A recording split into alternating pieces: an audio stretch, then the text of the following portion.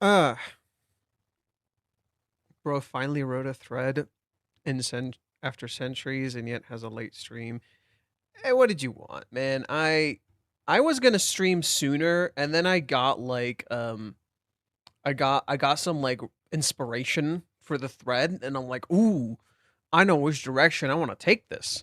Um, so I kind of just got into that. Like that thread took a while to write. I got really into the thread, and there's still more I want to say. Like I feel like I've kind of started piecing together what the point of this arc is. I think that's the crazy part. I feel like I'm finally piecing together what the fuck this arc is. Because it's starting to click. I'm just like, oh, this is what Reiji's doing. Okay. So I think that's why, like I actually wanted to write more. Understand? I wanted to write more. I wrote some of it to the side. But yeah, I'm starting to get what the fuck this arc is all about. At least like to some degree. I'm starting to get what Reiji's cooking. And it's starting to come together. It's midnight at some places. Hey man, it's not midnight for me. Sorry. Like, my job isn't necessarily to be considerate of everyone else around me. It's to create content that you guys would want to watch, and you can watch it later.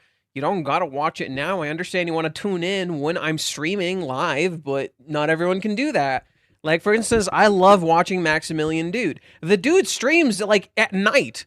Like, he goes through the night. I can't fucking watch his streams at night. I sometimes just watch him in the morning. Sometimes I just tune in the morning and I watch them then. And I understand that's not easy, but you know. So the Kenma guy is basically a representation of reality in a fucked up way. Kind of. So, what I think Kenma is a lot of different things. I think, for one, our impressions in the last chapter, like when I was reacting, our impressions in the last chapter when I was reacting are both incorrect and completely wrong. What do I mean? Well, the whole point of Kenma's character, at least in terms of the chapter, not necessarily narratively, is that he is about impressions. You don't know this character. Whether you view him positively or negatively, you do not know this character.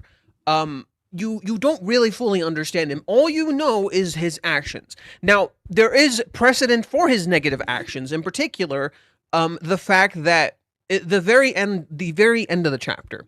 So yesterday I came to an assessment that, oh, I get what this is about. He's leading Kazuya on. That's part of Kazuya's conflict, right? That Kazuya is being led on. And then today, as I started writing my thread, I saw one particular dialogue from Kazuya as I was writing it, and it changed my entire perspective on the chapter completely. And then I understood, oh, this makes way more sense. It's not simply about being led on, it's about impressions. Why? Because when you go to an interview, your first objective is to leave a good impression. And it's this panel right here that I saw. Kazuya in Shadows literally says, if I leave a good impression here, I might make it into the final candidates. I've got to do my best for Mizuhara. And what do you see? A man leaving a good impression, right? When you first meet him, he's leaving a very good impression. When we first interact with him, when I first read this chapter, it's a very positive impression, right? Then you get to the later part of the chapter. You get to the second half, after everything goes smoothly. And you get a very different impression. It's not necessarily, like, how do I explain it? It's not necessarily outright different, but if you delve into it, it's different. And that's because what you're getting here is similar to before, but like another side, right? It's similar to what he did at the start of the chapter, but like a different facet of it. And that's what makes it so different. It's like the way he starts talking, what he starts saying, and in particular, this face right here. Suddenly, you get a completely different vibe from this dude. And it's why, like, I interpreted, and I still kind of somewhat believe that, like, what he did, in the end, is manipulative. It's intentional. Reiji does something very intentional with his character. He acts like he's helping Kazuya out. So impression is the theme. Yes. Impression is the theme. Yes. In particular, first impressions.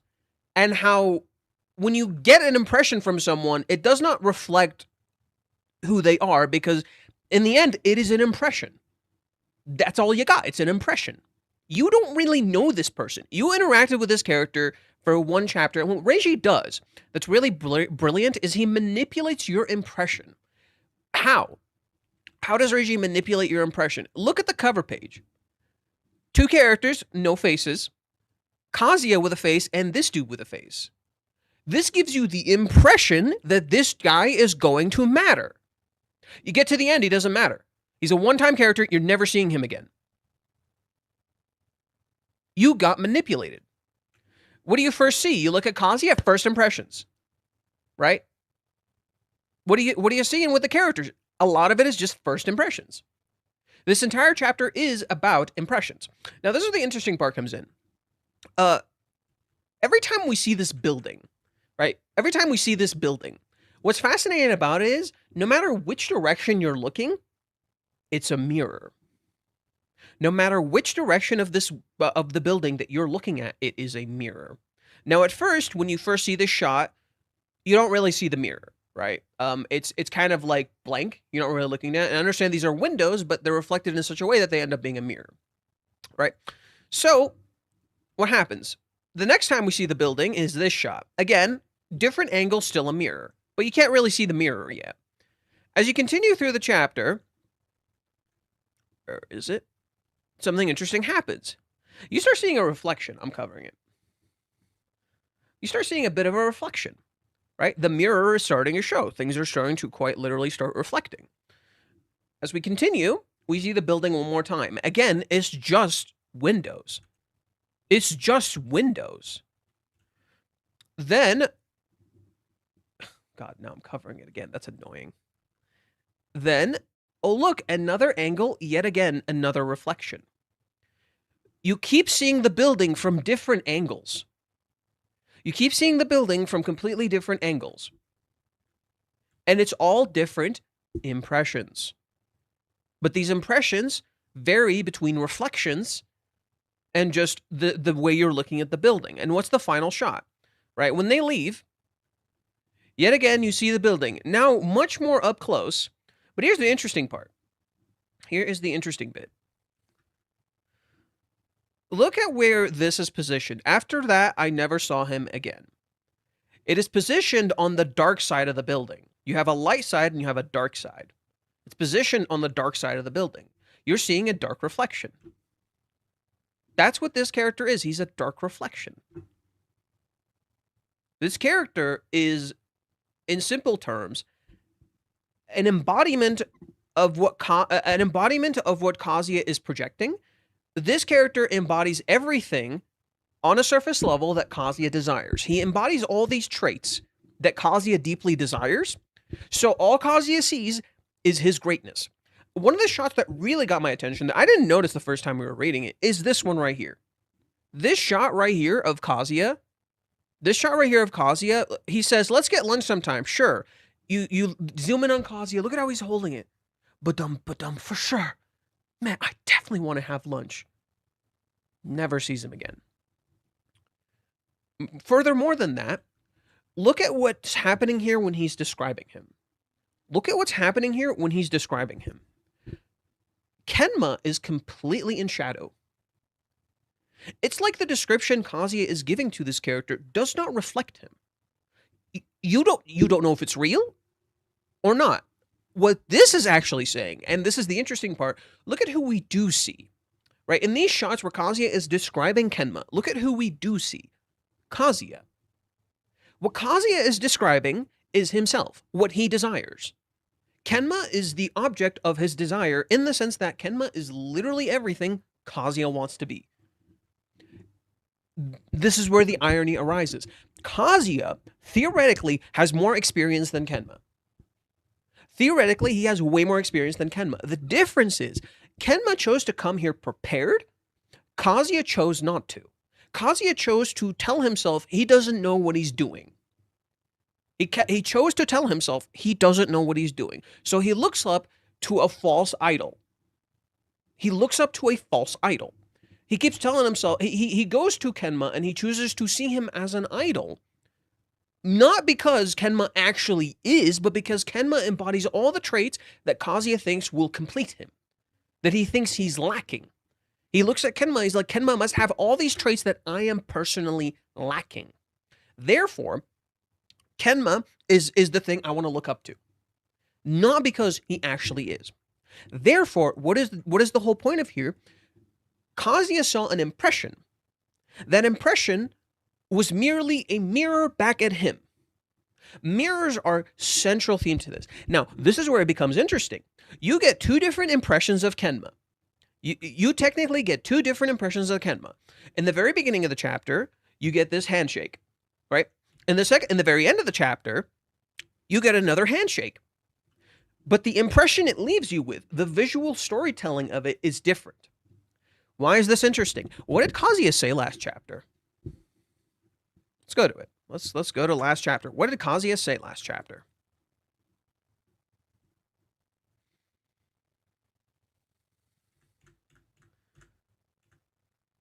I don't think there's a big difference between Chizuru Mizuhara and Chizuru Ichinose. That's your impression. And that does not reflect reality. This chapter takes the themes presented in this one and expands on them, but literally visually showing them to you. And if your impression is that that character is still the same guy by the end, you came to the same exact conclusion as Kazuya. If your impression is that that guy is the same exact dude as the dude you saw in the very beginning, you came to the same exact conclusion as Kazuya. Your impression of him stopped you from seeing reality. It is a direct continuation of that. This is where it becomes interesting. Mirrors are a big theme of this arc. How do we start this arc? The first chapter that starts this arc, Kazuya is looking in a mirror. When we cut to Chizuru, she's looking at her own kind of mirror. She's looking at her phone. And what is she doing? She's coming to her own conclusions about how Ruka feels based on the screen she's looking at and the reflection she has in her glasses. She's not seeing Ruka, she's looking at herself. She's not actually really thinking about Ruka, she's thinking about herself. This isn't about Ruka, it's a reflection. And then what do you see her do? She literally looks at a fucking screen. She sees her own reflection in the screen. And she's trying to analyze that reflection. What is this actually doing? It's the illusion of self-reflection. You're looking at a mirror and you think you're self-reflecting, right? People talk about you need to self-reflect a little bit. No, you're literally just looking at a mirror. You're not self-reflecting. You're literally just looking at a mirror. Then you go to the next chapter. What happens next chapter? What happens next chapter? We have Mami and Kazuya literally looking at someone through a mirror. Right? You have Kazuya and Mami literally looking at someone else through a mirror. And how they appear in said mirror. They are looking at a reflection of someone, not the actual person, aka your impression of them. You literally see it visually. Look at this impression. What are you getting here? Right? What is your impression of this visual? What is your impression of what's going on here? Right? You come to a certain set of conclusions based on that impression. It's asking, do you really understand people? And you get to the next chapter. Something interesting happens. Ruka is sitting in the water, and she's reflecting. What does water do? It fucking reflects back at you. Your water can show you your own reflection. Okay, let's continue. What is she doing? She's reflecting on Umi, and what is she doing? She's coming to conclusions about Umi based on her impression of him. Then when we cut to Kazuya, what's Kazuya doing? He's looking at a goddamn screen that reflects back at him what he fucking believes. And what does he do? He comes to a conclusion based off of an impression. This arc is fascinating because of what it says about growth. This arc is fascinating because of what it says about growth. It isn't simply the illusion of growth. It's how do I describe this? It's like Reiji's deconstructing growth. They're growing. They're growing. But they're growing based on their own impressions of what growth is. They're working on certain things and not working on others. And I think the best visual representation of that is the opening page of the first chapter in this arc. Kazuya is so busy looking at his front muscles, he's not looking at his back muscles. Right? He's so busy looking at his front muscles, he doesn't see the back ones. We, in contrast, do see his back. Right? We see his back and his front. However, there's an interesting element here. There's an interesting visual element here that Reiji is doing. You are seeing Kazuya's front through the reflection by which he looks at it. This becomes really interesting. Are you really seeing Kazuya? Or are you merely seeing him exactly like he was seeing Mommy in the next chapter? Are we literally looking at Kazuya or merely the reflection of him? We're just looking at Kazuya in the mirror, not the actual Kazuya. Now, to expand on this some more, I said what Nagomi said in chapter 399 connects to the current chapter, right? The first thing Kazuya does when he comes home is look in the mirror and say, "Who are you?" He's a totally different person in the mirror. He's a totally different person in the mirror. Now, this other person that Kazuya sees in the mirror, he's becoming confident in. He's starting to think, this is me. He's looking in a mirror and he's starting to think, this is me. But like 40 chapters ago, he didn't know who the fuck this was. Like 35 chapters ago, he didn't know who the fuck this was. And suddenly he's starting to be like, yeah, this is the image I want to be. Who's catching what's happening? Kenma is literally Kazuya's ideal goal. And Kenma is a false idol. He is a representation of all the lies. He is a representation of that impression Kazuya wants to sell. And Kenma leaves. How can Kazuya possibly hope to look up to someone like this merely based on his first impression of them? How could he hope to ever have a relationship if all he cares about is the first impression, or the impression that he gives off, rather than the bond he forges? He knew this man in story for probably a couple hours, and he thought he was his friend. What this is showing is what real growth is. Underneath the mirrored growth, the illusionary growth that Kazuya sees in the mirror. This arc is about growth. And it's literally showing you what real growth is by showing you what growth isn't. This arc is about growth. It's letting Kazuya just come to all these interpretations of what growth is. It's like, okay, do it. Fuck up. Do all the wrong things so you can start learning what real growth is. It's letting him be a total idiot. It's letting him see all this nonsense so that when he comes to realize it's all nonsense, he wakes the fuck up. He's like, this is just my impression of growth. This is just the mirror. This is just the reflection I wanted to see in the mirror, not me actually self-reflecting. Right? This is not self-reflection. This is the reflection I wanted to see.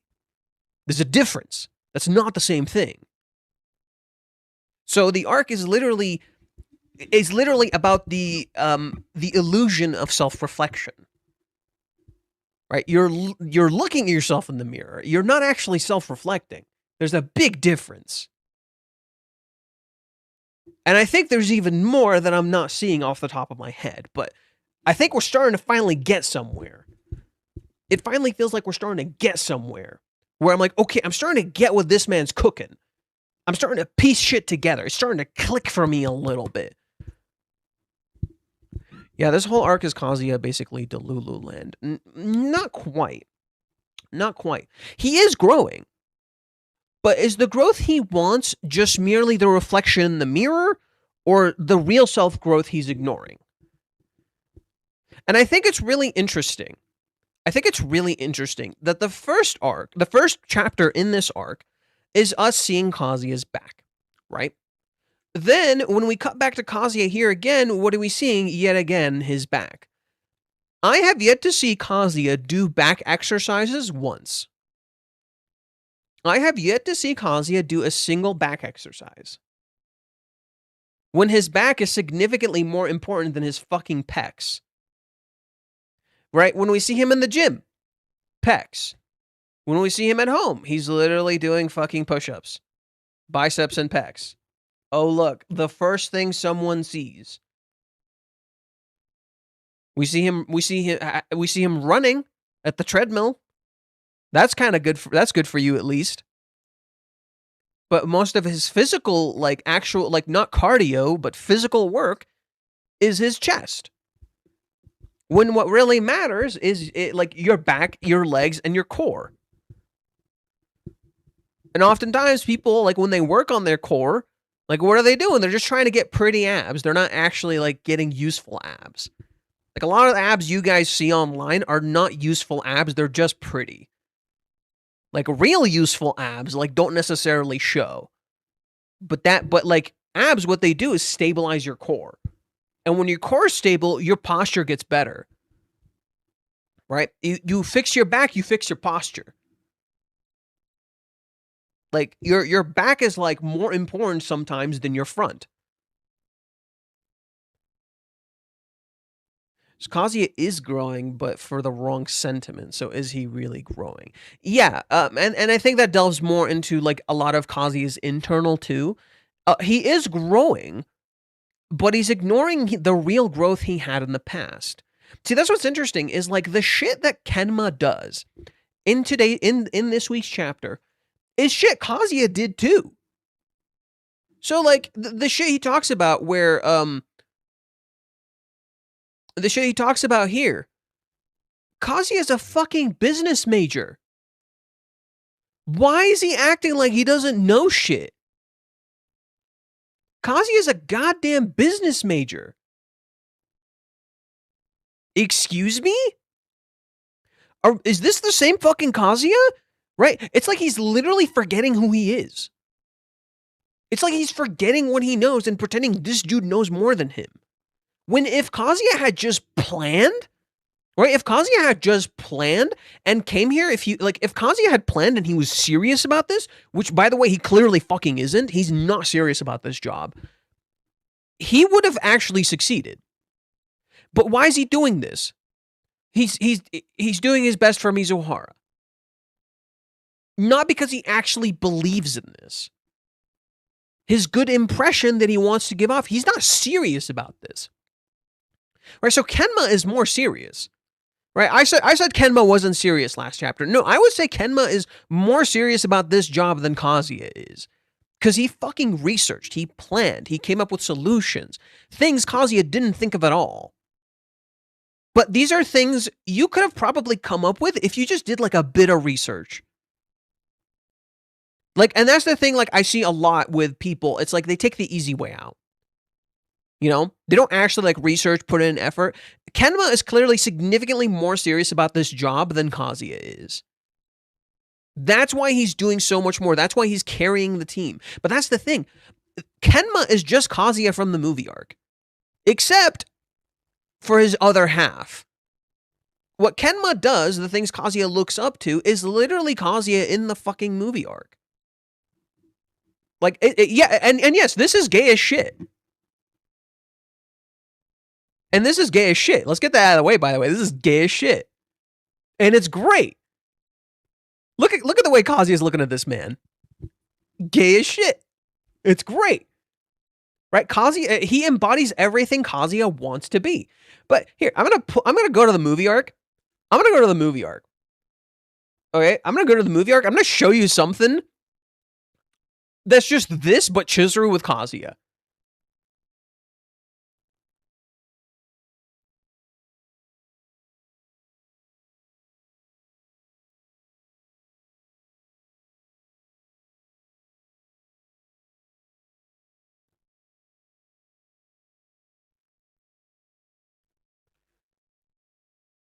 Chizuru asks him a question. Kazuya does this shit. Chizuru's blown the fuck away. What the hell?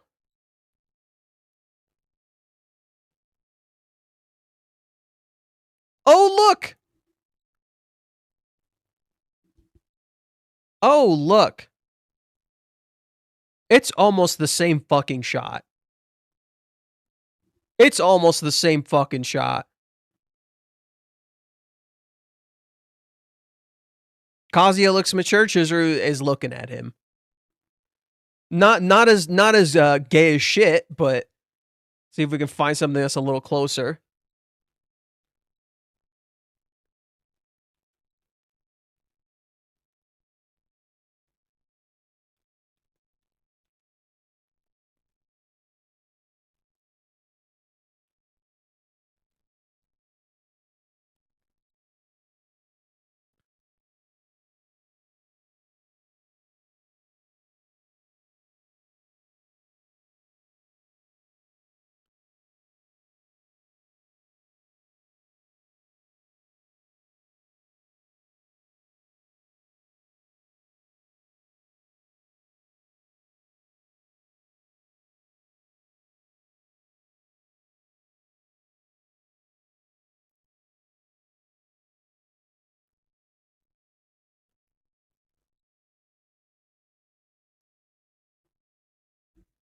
Here's Kazuya walking ahead of Chizuru. Look at that. Look at that.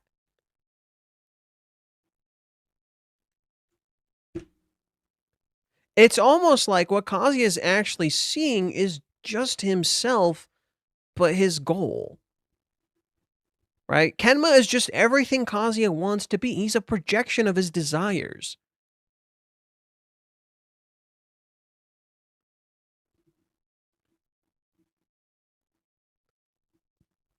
That's what this is all about. And yes, Kenma absolutely uses him in the end. Right? What happens in the end of the chapter is Kenma absolutely leads him on. Like, this is the epitome of leading someone on. You give them a nice compliment that uses their own language. Right? He gives him a nice compliment that uses his own language. He says he was just helping him out. He says, let's meet again in the working world, as he tries to shake his hand. He gives him this, like, face that's a little unnerving and strange. He gets his contact info and tells him, let's have lunch sometime.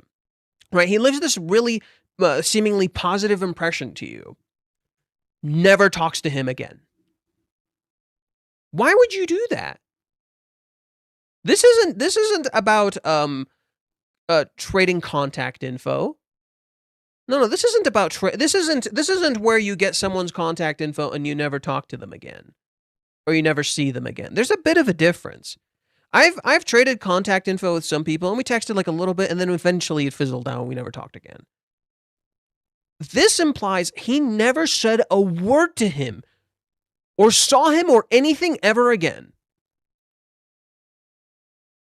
He led him on. Why do that if you're not actually going to help him? Right? Kazuya, from this perspective, is like is like this person who's supposedly like his junior or something, or someone who has less experience, so Kenma could like help him out, right? Kazuya even calls him Kenma-kun, so he's talking to him like they're equals, right? He's not talking to him like he's above him, right? And yet, what does he do? Kenma just never talks to him again. Never says another word to him. That's pretty shitty, dude. Why tell him all this? Why compliment him? Why lead him on like this? If you're not serious, he could have given some indications. He's probably not going to talk to him. He's like, hey, you just needed help. It's okay, man. Take care. If you want to trade contacts, here you go. Something like that. He could have been more passive about it, but no, he intentionally leads him on. And he knew Kazuya wouldn't be useful to him. He didn't care about Kazuya.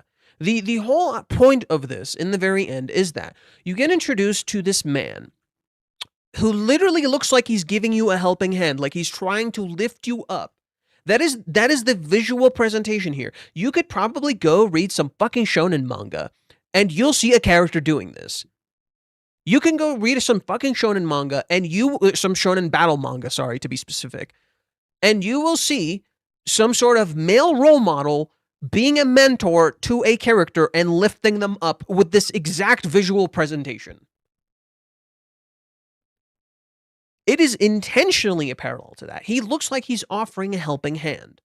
He looks like he's lifting you up. That is what he conveys to you. He's trying to help. He's pretending like he's helping you out. He lies to the girls here to ease their worries, right? He makes a self-deprecating joke and a little lie that he was running here, right? That he ran here and that's why, and he was a little sweaty and he's covered in sweat, right? It gets hot quickly nowadays, right? He eases the tension, right? He gives you the impression he's here to help you. That is your first impression. He is here to help you. He's a bro. He's your homie. He is here for you. A handshake isn't too small for him. In reality, this is all manipulation, right? In reality, this is all manipulation. He's doing this to control the environment. He literally intentionally picks the facilitator role. What is the facilitator? He facilitates how everyone else does things. He literally intentionally positions himself in the controlling role. From the moment he is introduced, he is in the controlling role. He's not a helper. He's not actually here to help you. He's here to get the win, and you don't matter. And if it means he fucking manipulates you to do it, he goddamn will. Right? He's smart, absolutely. But to say, and he planned and he thought this through, and he has charisma. But to say this dude is not manipulative is nonsense. The intentional framing of this character is that he's supportive, only to the very end to look like he doesn't matter. I think it's very, very important that the final shot that we see in this chapter is the building. Reiji's been doing that for a little bit, but it varies. Like, he'll show the house sometimes, or he'll show the area the character's in to convey something very particular. In this case, you see a corporation building. A corporation building that's all mirrors. Think about that for a second. He's like a corporation. They give you the impression they're on your side. They want you to like them. They want you to pay them, and you seemingly get products from them, but they don't give a shit about you. They will toss you under the bus the moment it is more useful to them. They don't care about you. You fucking matter dog shit little to them. Sony cough cough. Yeah. Any corporation, let's be real. Most corpos are shit. I don't think I know any good corpo. He is literally just a corporation. He gave you the impression he was on your side. He was your friend. He manipulated you and tricked you to think he was your friend. Corporations do this regularly. What do? They give you commercials that seem like they relate to you in your ordinary life, right? They get you to like something. They try to talk in your language. They try to appeal to you. They make jokes and memes that you're familiar with to be like, oh yeah, I like them. They make the same jokes and think the same things as me. They show you the good traits you're familiar with.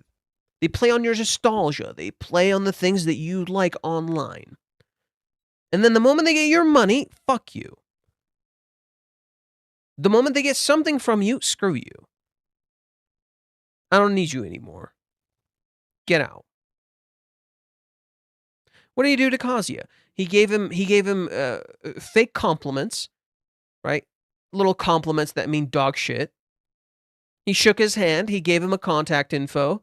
He made him feel good about himself, and he never talked to him again. Right? He played him like a damn fiddle. He gave him everything he wanted, and then just never spoke to him again. And I think, again, like I've said this before, the editor note here literally says, sometimes your first impression of a person is pretty wonderful, right? Right, let's pull it up. Let's see what Crumpy sent me.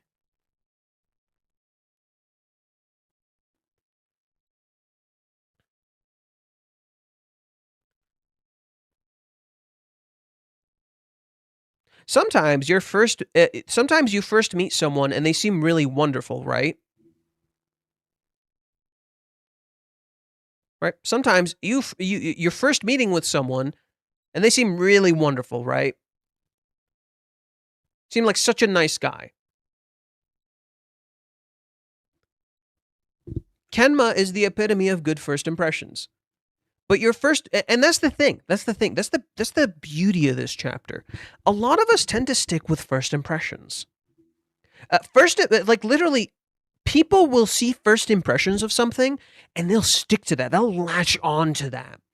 And they can't let it go, even if it does not reflect reality. Even if it just does not reflect reality, they'll fucking grab onto that shit. And they get stuck on that, and they can't see something other than the first impression they had of it. The building often have a dark reflection on them in this chapter. I find that interesting. Yeah, I talked about that already. I already talked about that. Yeah, the entire building, the whole point of the buildings is you see them from multiple different reflections. There's this front reflection, right, where you can kind of see a little bit more of the building. There's a light side and a dark side. We start with the dark side, right? Then when we see the building again, here, right, it's mostly the dark side is starting to become kind of a light side. We turn one more time, and there's a reflection now. I don't know if you guys can see this. There's a reflection now to this dark side. Then it's all light. Then it's all dark, but now it's from a completely different. It's literally like you're turning the camera like this. That's what it feels like. It feels like we're literally turning the camera like this. But no matter which angle you turn from, it's a mirror. No matter which angle you are turning from, you are looking at a mirror. It's just reflection, reflection, reflection, reflection. You're only just seeing reflections. And then Reishi intentionally positions you like here, down here in the middle, so that way you can see that it's a reflection. That's kind of what this is. It's like now so you can see that you're looking at a reflection and not like the real thing. You're not really looking at the sky. You're looking at a building blocking the sky. You're looking at a reflection. You're not looking at you. Okay, let's go read what Mute said. I don't know what Mute wrote yet. He said he would talk a little bit about growth. We kind of talked a little bit. He said he'd talk a little bit about growth. So let's see what he had to say. Time is it? 7:26. I might try to end it around 8 o'clock or so. Not sure. We'll see. I don't know. English. This is a review and commentary on the episode of Satisfaction Rating 434. My comments this time question, was the episode necessary? While it might be unnecessary if the focus is on romance, it is a necessary episode depicting Kazuya's growth. Yeah, I pretty much said something really similar in my thread. In my thread, I pretty much came to the conclusion this is central to the narrative. But yes, it doesn't necessarily depict romance, but it is central to the characters. Kenma Soichiro's, Shuichiro's role is portrayed as the complete opposite of Kazuya, a type of working adult and that Kazuya admires. He is confident, proactive, perceptive of the atmosphere around him. He also has the capacity to help others, and yet he is not arrogant. He is a person with all the necessary qualities to be the model working adult, a role model for Kazuya.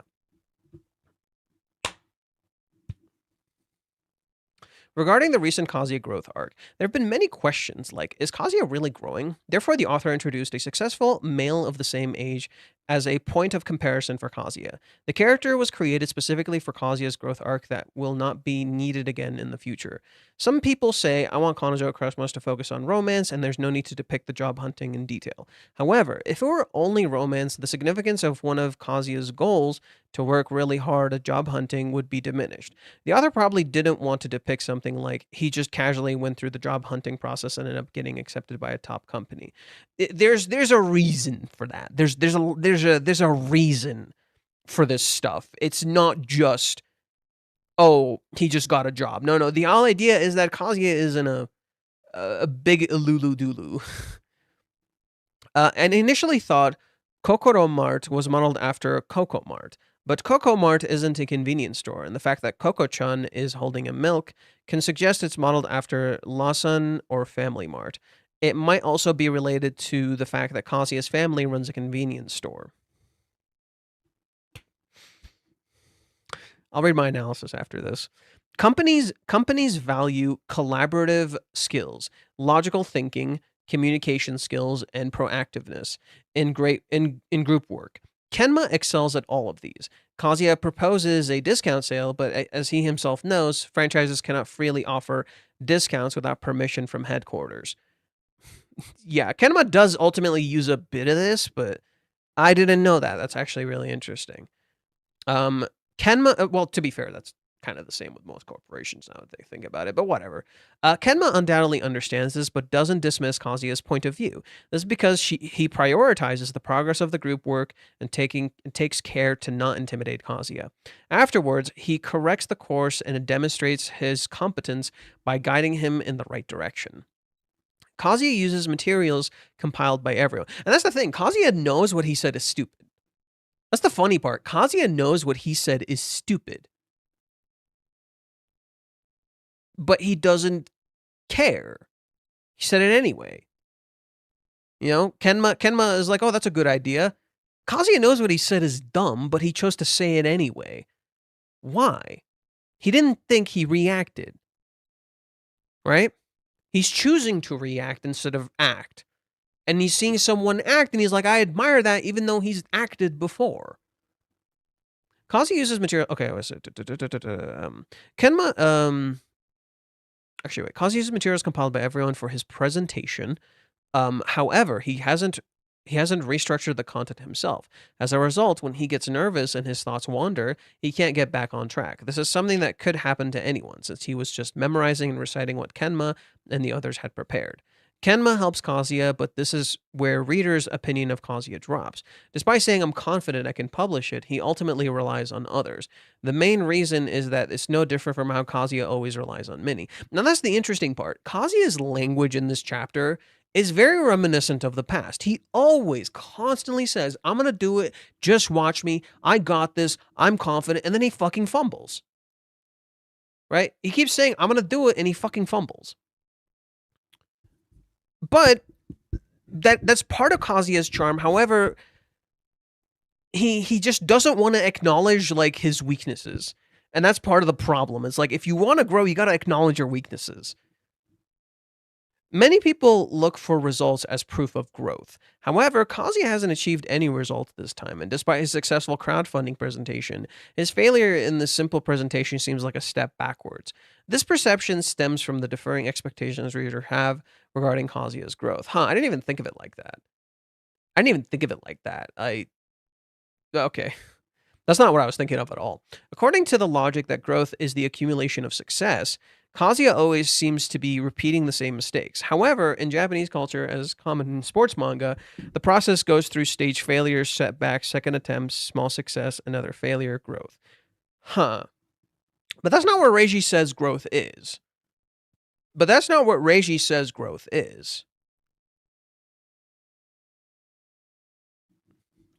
I'm going to just comment that really quick. The manga. That's not what growth is.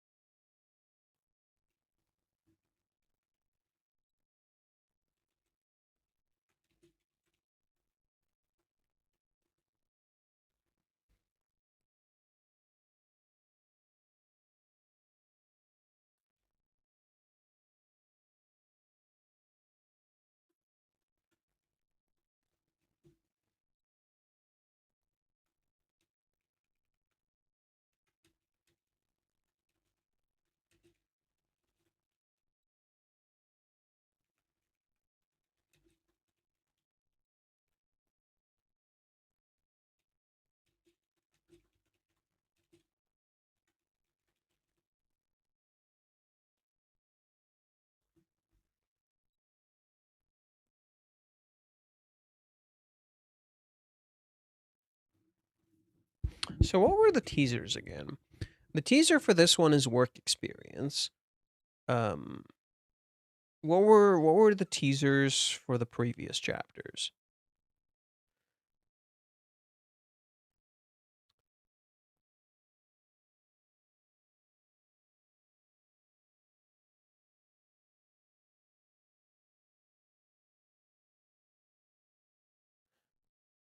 Okay. Which arc is this? That's not the growth arc.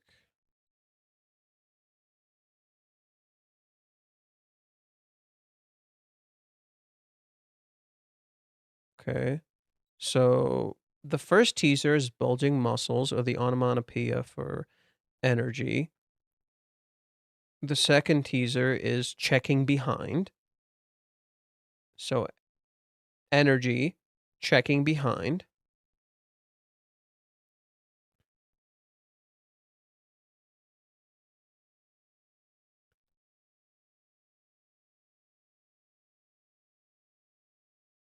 Then cooperation. So checking behind, cooperation, um, bulging muscles, work experience. And the next chapter is what? I forgot what it was. Snap. With a crack, with a snap, with a slam. All of the things that were seeming, at least 3 of them, are related to growth, work experience, cooperation, checking behind. The difference is checking behind. Kazuya wasn't really looking behind him, he was looking at mommy, which in of itself is a kind of growth. He needs to actually observe and interact with mommy. Huh. Okay. Cooperation. Nobody was cooperating with anybody in that chapter. Ruka was just thinking of cooperating, and Kazuya was just on his own, and then Minnie came into his house. But what was the lesson in that one? And then Mori, it's like the illusion of what you want? That's hard. Okay. According to that logic, that growth is the accumulation of success. The episode of Kazuya's story is meant to make him realize his lack of fundamental skills as a working adult, and it shows the accumulating failures as the essence of growth. While it is understandable to think Kazuya failed again, he keeps moving forward no matter how many times he fails. This attitude is essential for growth. Yes and no. When growing, it's good to be positive and keep moving forward, yes, but sometimes you got to stop and think. And I don't think Kazuya is doing that.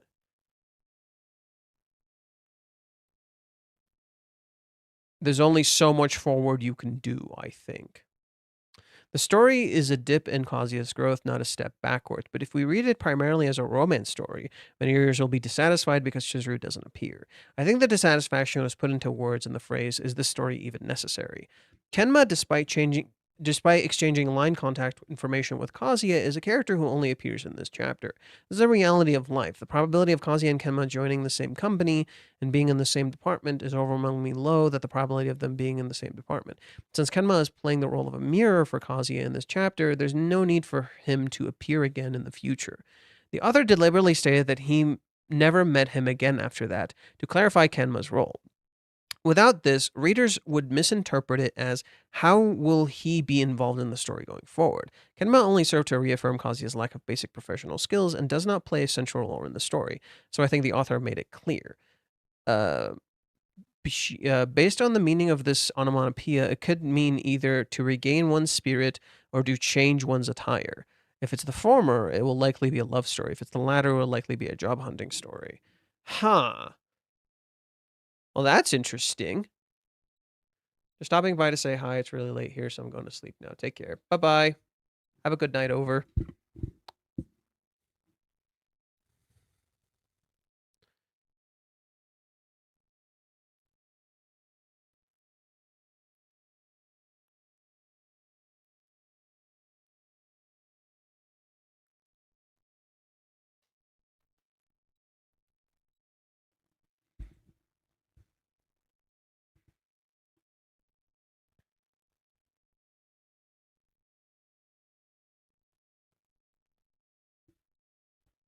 Okay.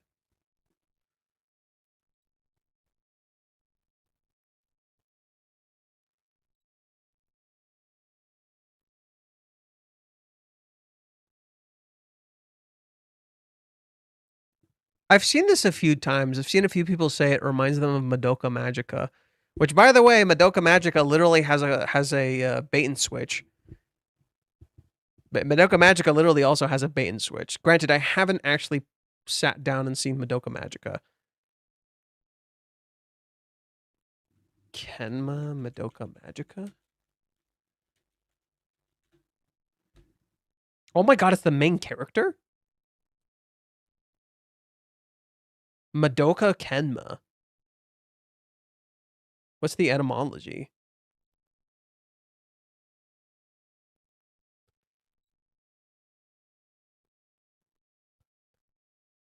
Deer. It Kenna means deer, but when it combined with the kanji, it can read as fool and me. Means I. Fool me? Wait, it can be read as fool me? Fool and me means fool my eye? Bro, his name could literally mean fool my eye. What the fuck? It's right there. That's hilarious. When combined with another kanji, it could be read fool and me. This kanji means I. Her last name can also be used as the first name. Kenma sounds familiar to the words from a pivot Kenma. That's so funny.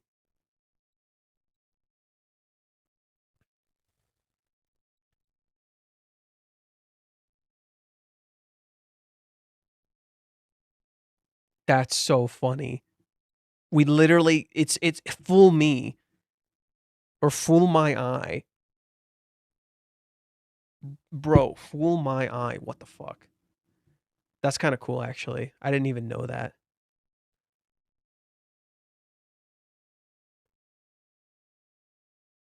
Okay.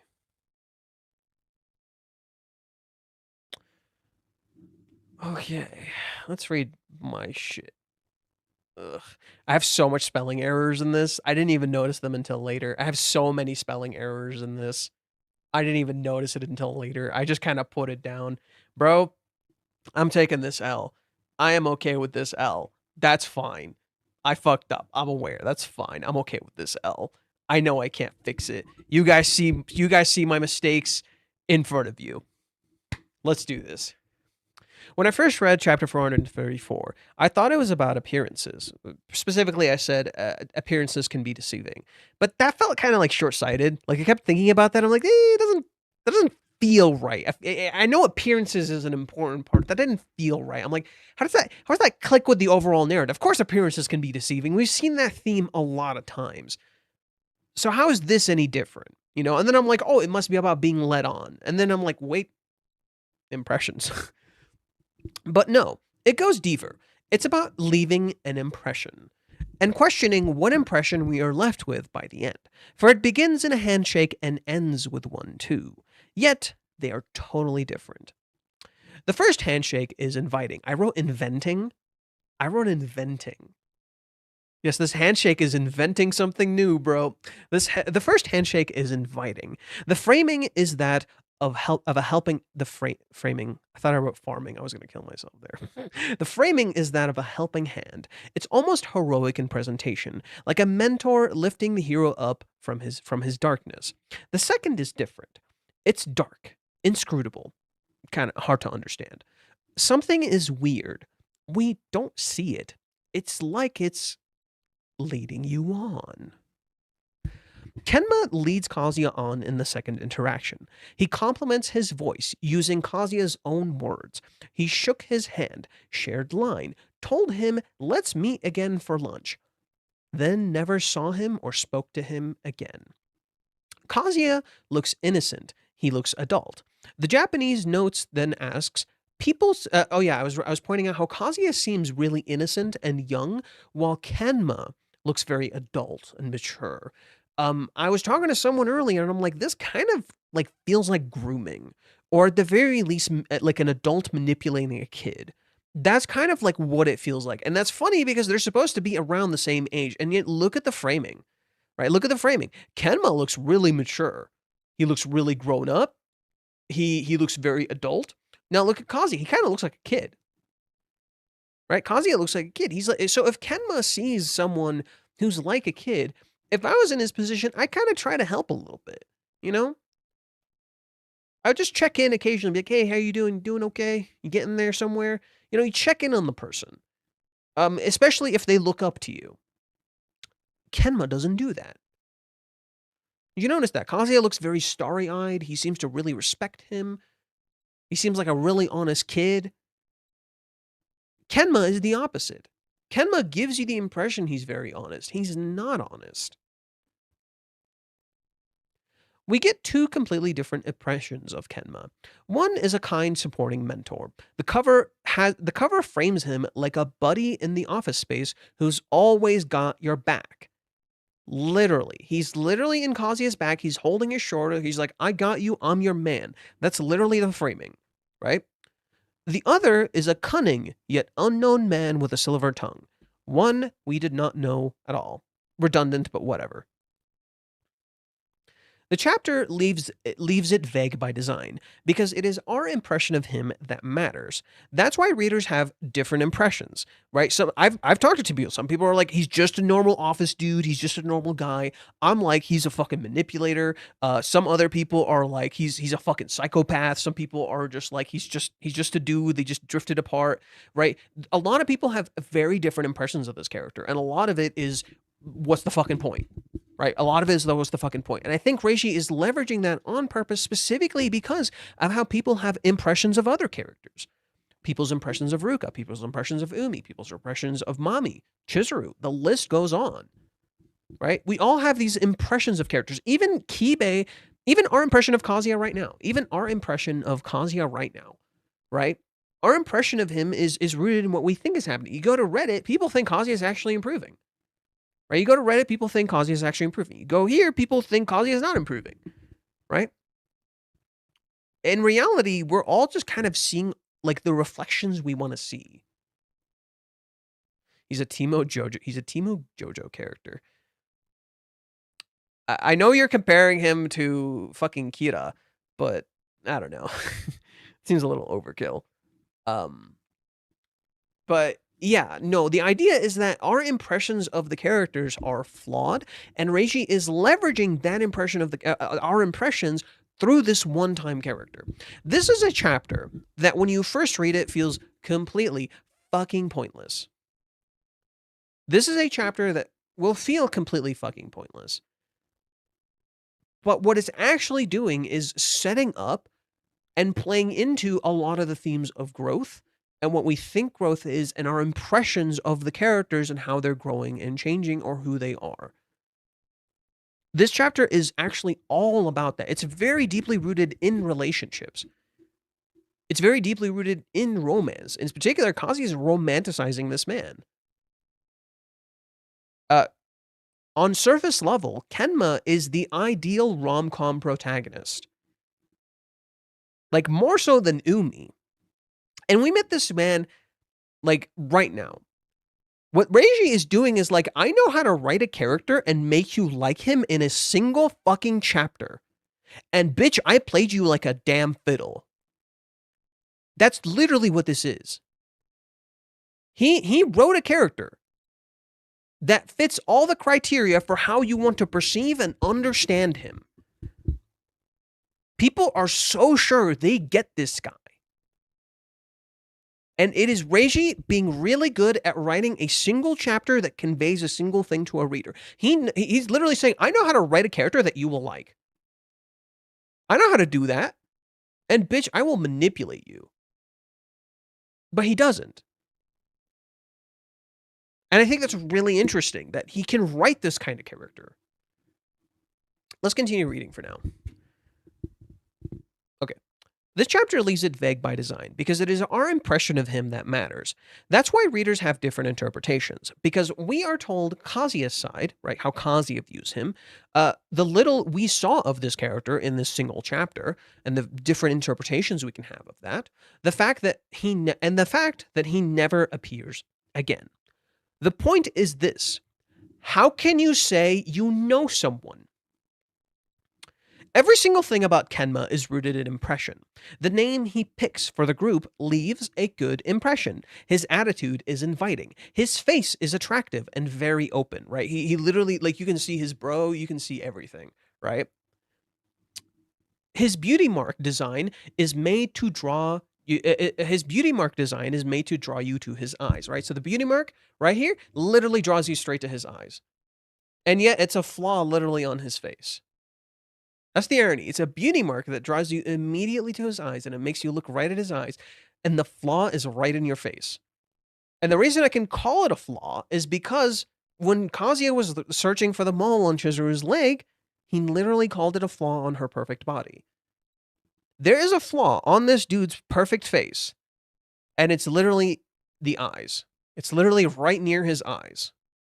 His name his name literally translates to Dear Eye. It's a play on, it's a possible play on the words that fool me, fool my eye, right? You add one kanji and his name can sound like fool my eye.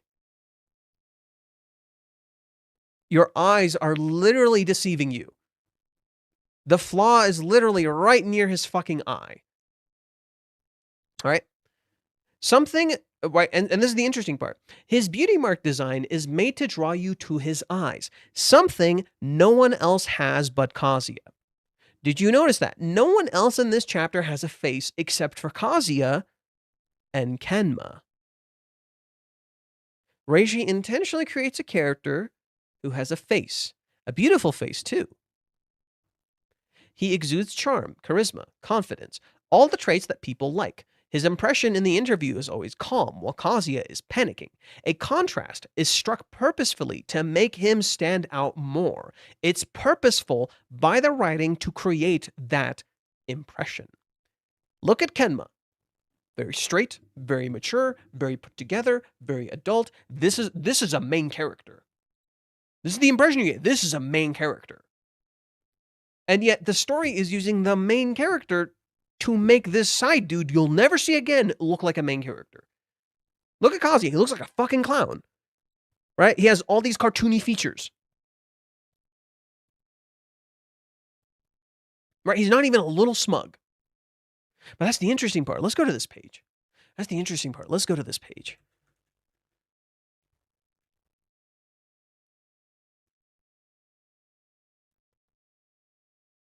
When they pick the name for their group, everyone else laughs at them. Right? They giggle and they laugh at their name. Look at this dude. Laugh all you can, bitch. He's so confident he doesn't give a fuck that they're laughing. Yeah, he's pretty much thinking, you're laughing now, but I'm gonna win. Right? You're laughing, but I got your attention. He's literally the idea of, oh, yeah, I entertained you. I got you. He's literally like a corporation, right? When a corporation makes you laugh, when they engage you, when they just get your attention, I got you. That's literally this character, right? Kazuya would have been like freaked and been a little uncomfortable. He's like, no, I'm gonna play you fuckers. He doesn't care. Oh, laugh all you want. Right? Laugh all you want. Let's continue reading what I wrote. This is why I said this chapter is manipulative in an earlier post. Like a person IRL, it's trying to sell you an impression, but it's also how Kazuya is creating that impression in his head, not simply the writing. It's Kazuya tricking himself as we are being tricked, right? He sees this dude, and he's like, how is he so composed? How does he have it all together? It's because he's controlling everything, and because he planned. He's not just some magic dude. Kazi comes to respect and look up to this man. He describes him with a lot of words as if he knows him. Yet look at the presentation. You do not see his front or face once. He is in total shadow. Who do we see? Kazuya. Because Kenma is a projection of what he desires, what Kazuya desires, not the truth. What this is doing is showing that Kazuya did not know this man at all, and merely saw the traits he himself desires based on the impression he was presented. And this is ironic because that was Kazuya in the movie arc. Yet he doesn't see a man who planned, just a perfect idol, right? Kenma is a false idol. But Kazuya sees a perfect idol, and he doesn't see the parallels with himself, right? And the planning and the confidence, right? How can you know someone if all you see is what you want? This is central to the current narrative and its mysteries, for Kazuya does not know himself and is tricked by desire. Remember how Kazuya said Ichinose and Mizuhara are the same in chapter 433? Yeah, he's wrong. They aren't the same. Just as you get two impressions of this man, and they're not the same. They look the same. They're not the same. The chapter feels like filler, but it's doing something super important. It's challenging your interpretation as viewers, and how your impression is just that, an impression, not the defining characteristics of a person or a story. This is a trap people fall into when hiring someone. The reason this is presented through an internship is not only to get work experience, but to literally understand what people are like. In this exercise, they even have to consider the manager's personality when applying the solution to their problem, something Kenma leverages with Kazuya.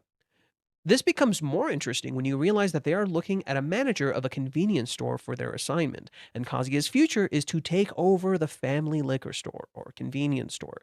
Kenma literally analyzes Kazuya like he's on a sheet of paper. He gave him what he wanted, not the truth. Kenma does this from the start. He clearly lies about running from the train station to be here, yet he isn't sweating at all. He knows how to read people and give them what they want. He is a mirror, fitting considering the building has two sides, but all of them are reflections. Right? The two sides of the building that you see, all of them are just reflections. You literally see a reflection right here. The building mirrors this character. When we are told Kazuya never sees him again, the text box is on the dark side. We see the mirror he gave us to sell us an impression. Much like someone interviewing for a job might. A corporation with something to sell, not a friend. But that's not a relationship. It's just a mirror. Kazuya knows nothing about the man, yet respects him, even though Kazuya has clearly done more than him. This is similar to how he treats other characters, idolizing them when he is more experienced than they are, a self-made illusion. Remember this scene with Mommy where she's practicing driving and she does it right after him and she stops at this thing and he's like, Mommy is so much more amazing than I am. When she literally just saw him do it and that's the only reason she was able to do this. Mommy looks at Kazuya through the mirror and how Kazuya appears in the mirror is very different. How Ruka sees Kazuya after sexually assaulting him is very different from the way he actually looked to us. The way Minnie sees Kazuya and the way Minnie sees Chizuru is different from how we see them. And it's different how Kazuya sees Minnie, right? She's not mad at me. Of course she's not mad at you. She's mad at Chizuru, dude. And he's not thinking about that. This ties directly to Nagomi's words in chapter 399. Taking initiative. Kazuya is letting other people lead when he knows more. He let Minnie tell him what to do. He lets Ruka take control. He leaves Chizuru to figure out a question she does not understand all on her own. He looks up to Umi. When Kazuya lived with Chizuru, got kissed by her twice, and made a movie, none of which Umi did.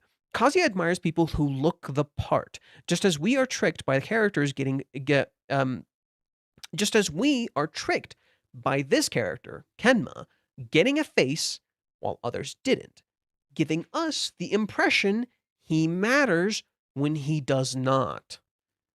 Our impression of people blind us to the truth. We expect a future with them if we talk, if they seem nice. We think we will be friends, but that's not real connections. That's just theatrics. Real bonds are forged through mutual time, trust, and experiences, not our impression of it. Time that characters aren't sharing right now. Kazuya knew this guy for a single chapter and thought he could look up to him. All the characters are making the same mistake now. Caught up in impressions, not connections. Ruka is doing this with Umi, Minnie with Kazuya, Mami and Kazuya. For instance, Reiji is completely changing Mami's impression as a character, and now people are starting to like her. She's cute now, so she's a lot more likable than she was an antagonist. Yet that part is still there. She did all of those things and never apologized. Ruka is also doing bad things, but she's in a losing position, so it seems like she's not the aggressor. Chizuru is framed negatively by Minnie, and people dislike her for appearing to pick her job and lead Kazuya on. That's the impression, when it's most likely for Kazuya. Chizuru also seems cute at times, and it disguises what she's actually hiding and afraid of. That she's also making a mistake by not talking to Kazuya and trapped in her impression of him. That she too is flawed. Heck, impressions are a big part of how people see the manga and assume about it. Long ran short, while 434 feels like it's filler, it is not. It serves a very important thematic purpose. It feeling so different from other chapters is part of that, for it gives a totally different vibe from a rom-com. Yet that is the point. It wants to question and think of its. It wants us to question and think of its purpose. It wants you to be like, what the fuck's the point?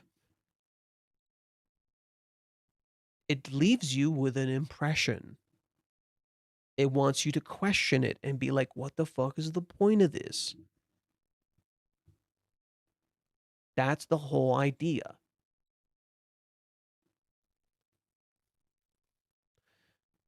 Huh. I saw Rent a Girlfriend trending earlier. Doesn't look like it's trending anymore. Yeah, it's just the volume. Oh, no, it's there. Oh, it's there. Never mind. It's right here. I don't know if you guys can see it. Oh, wow, I'm so dark. What happened? I'm so dark. What happened to me? Oh, I'm so edgy. Bro, I'm so edgy. Look at how edgy I am. I'm so edgy. No one said anything. I'm so edgy. But yeah, as you can see, it is trending because the volume cover is sexy. Shocking. Shocking.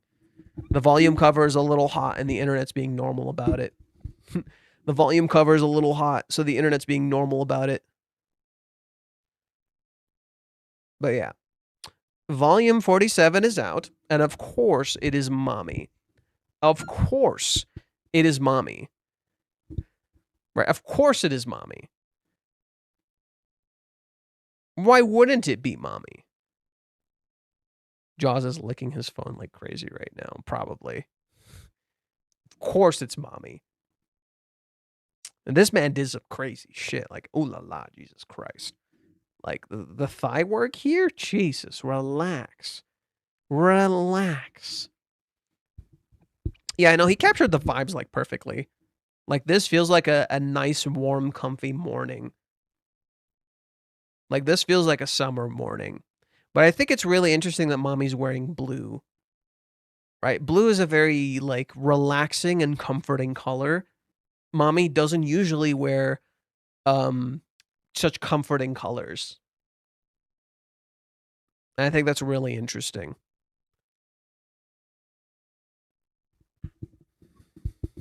The Mommy cover gives me pause.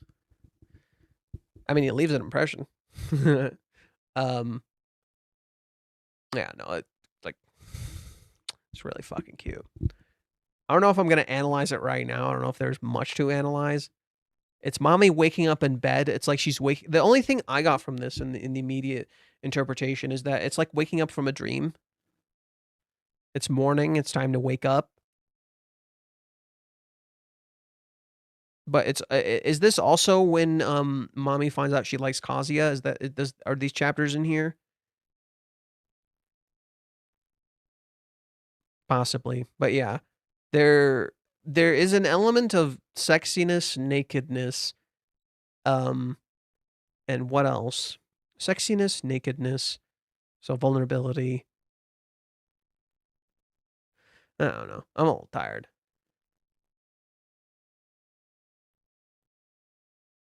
It's like, what does he have planned for her, and why take it in a sexy direction? Why not?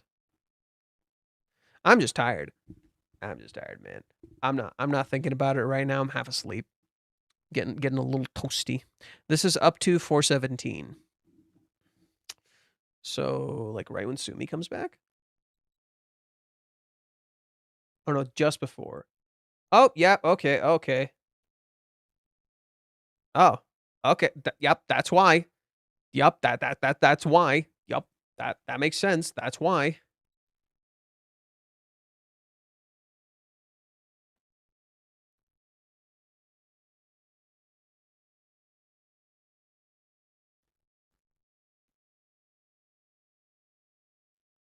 She's pretty much wearing these clothes, but they're dark and a little longer. Yeah, she's pretty much wearing these clothes, but they're dark and a little longer.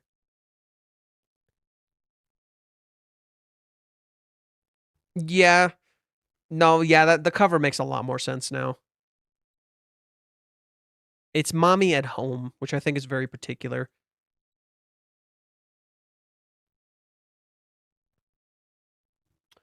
What's your favorite volume cover? Good question. I know I like volume 14.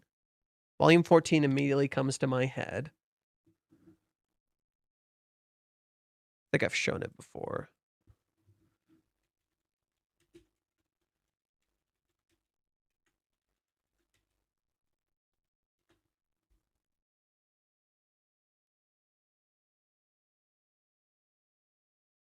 I'm kind of a fan of this one.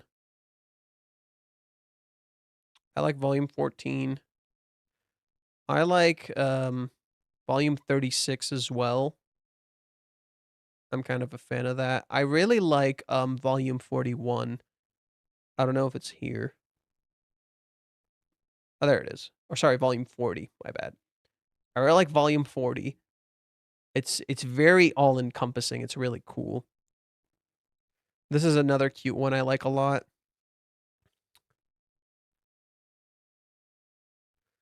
Which other one do I like? This one's just very hot. It's just hot. What? Who am I pretending? Oh, I cannot forget volume 37. Oh, I can't forget volume 37, bro. How could I forget volume 37?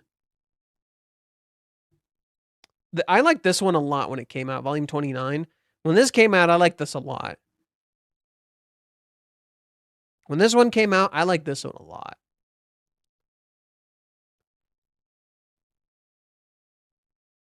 Black does really suit Chizuru.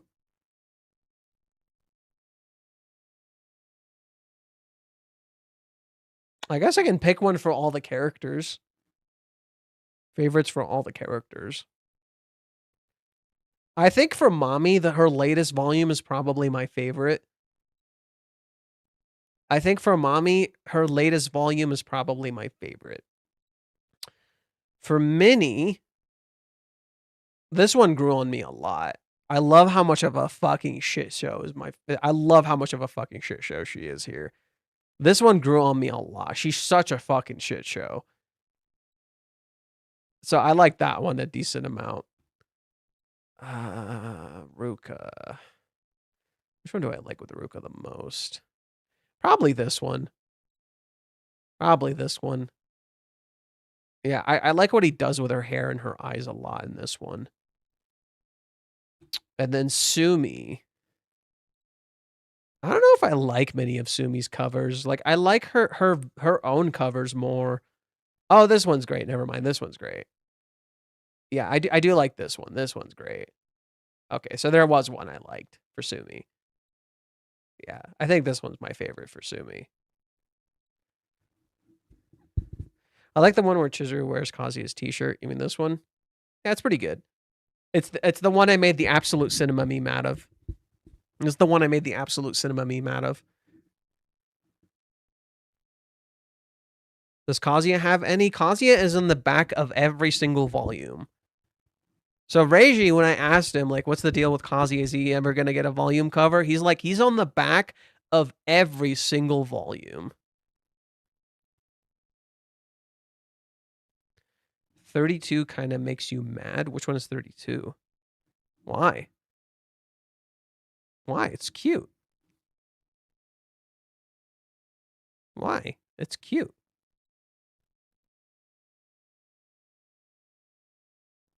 Okay. It's devious. That's the best part. Bro, when someone's devious and playful, that's the best part. Someone got trust issues. Someone got them trust issues. I love playful Chizuru. Playful Chizuru is the best. I need more playful Chizuru. Like the back of the cover or the last page? The back of the volume. Oh, the back of the cover always has Kazuya. I'm gonna zoom in. I don't know if you'll be able to see it with how dark it is. The back of the cover always has Kazuya. So every single so Kazuya has like technically 47 volumes. Kazuya has 47 volumes. He's in the back of every single one. And Reiji's like, that's my special treatment to Kazuya. He gets to be the back of every single volume cover, bro. 34 and 42 are really good. 34? Oh yeah, 34 is cute. I wouldn't call it a favorite, but it's cute. And then 42 is pretty good. Yeah, it got them curves. 42 got them curves. Pretty good. Pretty good.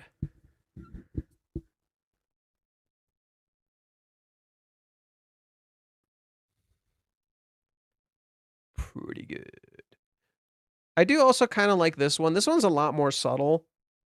This one's a lot more subtle. Oh my god, is that the mole in her leg? No, that's not there. Yeah, this one's a lot more subtle, but it's really cute. It's very mature. It's very adult.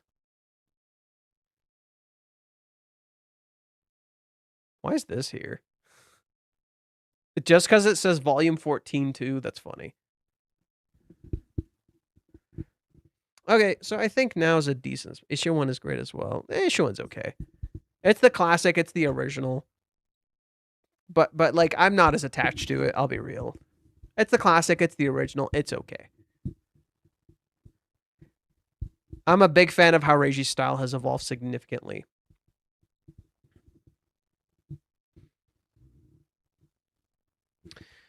People's opinion about Soichiro can also tell about Umi's actions who appear diplomatic. If anything, I think it acts as like an inverse of Umi, where just as you didn't understand Soichiro, Shuichiro, I don't know how to fucking say it, Kenma. I'm just gonna call him Kenma, that's easier.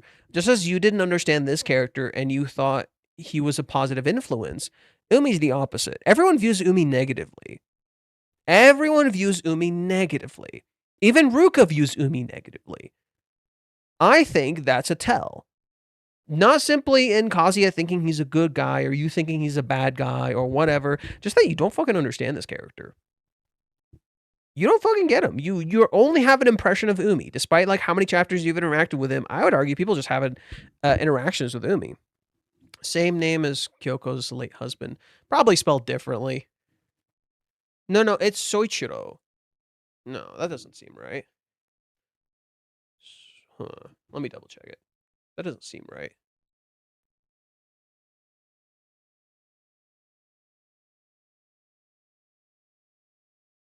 If it is, that's interesting.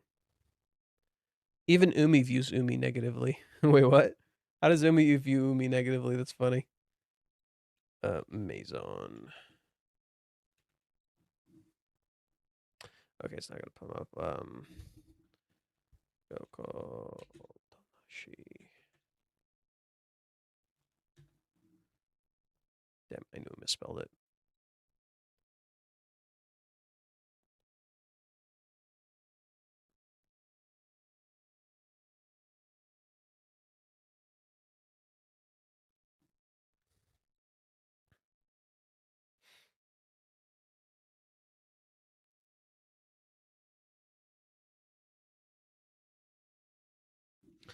I spell the name? I think it's different. Yeah, there's like a U. I could be wrong though. Let's see what the etymology is for his name, if there is.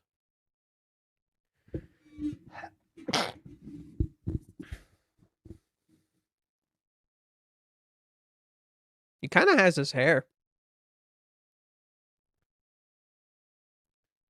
Unfortunately, we can't see what the etymology is. I can probably check it.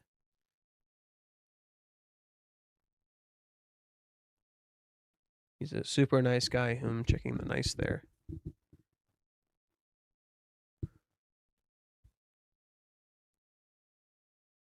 Tanashi Soichiro. Actually, wait. Here. We can see if it's similar. Probably it might be similar. It might not be. But let's see.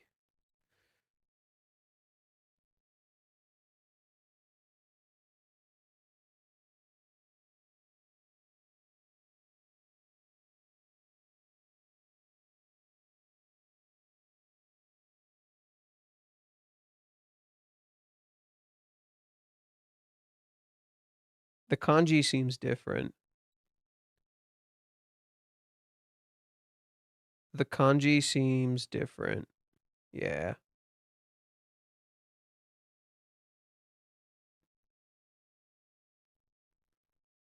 Let me zoom in just to make sure.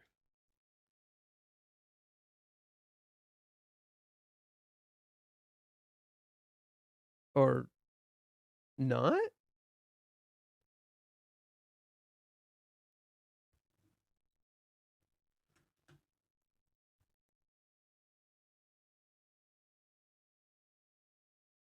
Actually, it might be the same.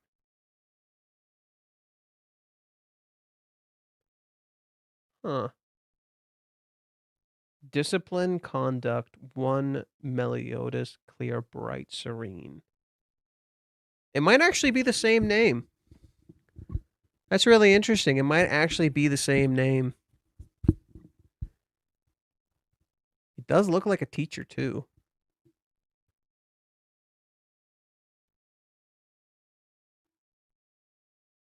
It's weird. I think it might be slightly different. Let me double check it here. See how it's spelled in the Japanese. It might be slightly different.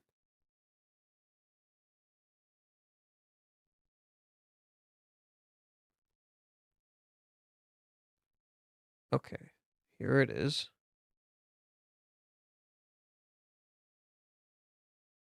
Yeah, I think it's a little different.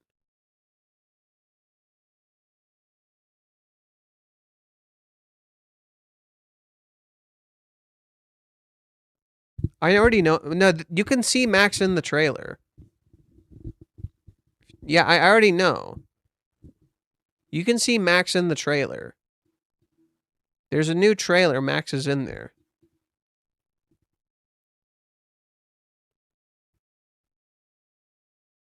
Here, I'll just ask Crumpy.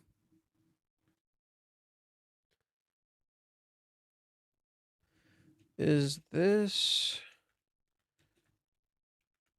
the same spelling?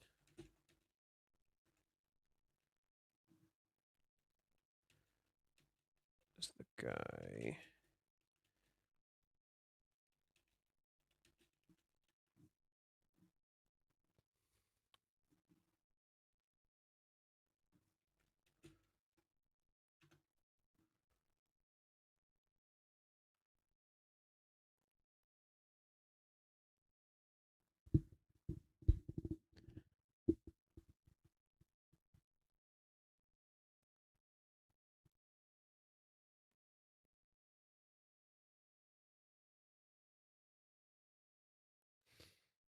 Maybe we can check at Mute's place. It's spelled differently from the surname from Shiyunji. Just to clear that up. It's spelled differently. We can check it. Oh, God. Oh, God. That was close. That could have been bad. We can check it. I can double check shortly. See if he has the same name as the dude from Shiyunji. Yeah, it is different. Okay, so this is the spelling right here. It is different. Okay, it is different. So this is the spelling of Kenma here, or sorry, Soichiro. Fuck, I can't say it. This is the spelling for the guy in the manga. It is different. So yes, he has different kanji in his name. Same name, completely different kanji. Just to clear that up. Same name, completely different kanji. Okay, now I know for a fact. It looked similar, but it didn't seem similar. So I was right. It's not the same. Let's double check Kenma. Shiyunji Kenma. Let's see what his etymology is.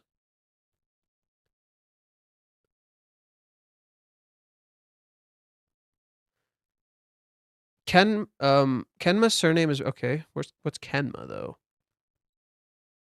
Historically used a phrase like Kenma-shi, the keystone in architecture, and Shinto refers to the tutelar deity protecting a region.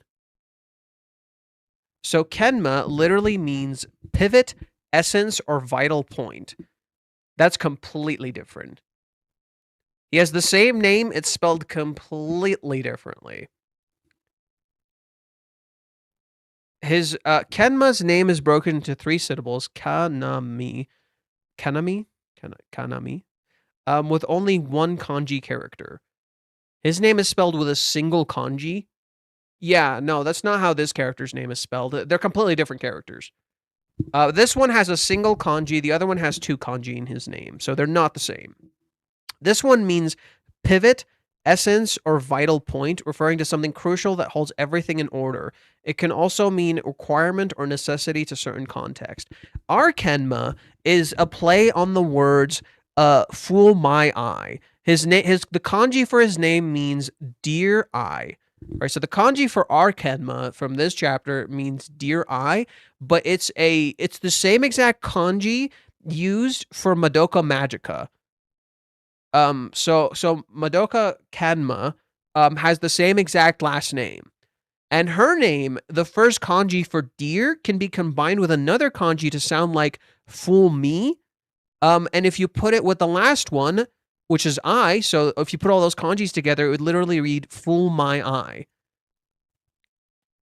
So literally it's right there, and the fact that this Kenma has a mole right near his eye, I think is an indicator. It's literally your eyes are being fooled.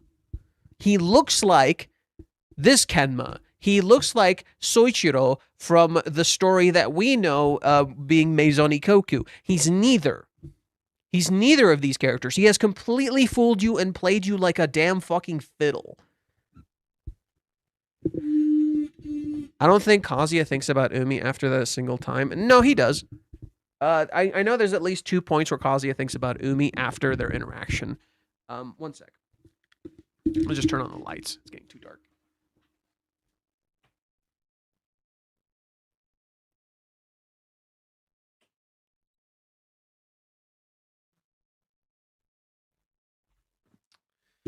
Oh, you guys can see me now. I live. We're talking about 410. Yeah. I'm pretty sure Kazuya thinks about Umi at least twice after that. Very briefly, but he does.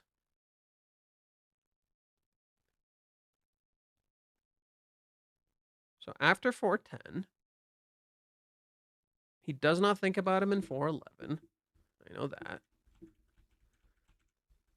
Well, he thinks about him like in after 410.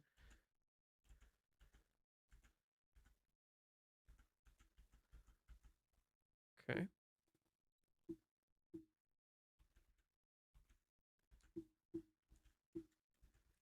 I'm pretty sure he thinks about him like once. Or at least twice.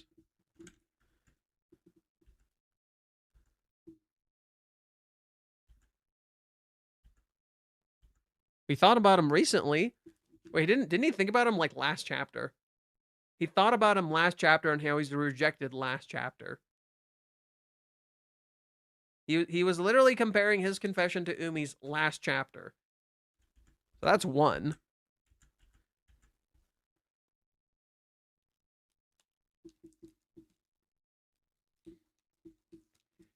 I got some mail. I can show you guys in just a little bit. There's not going to be any Umi in this chapter because this is not related to that. 415.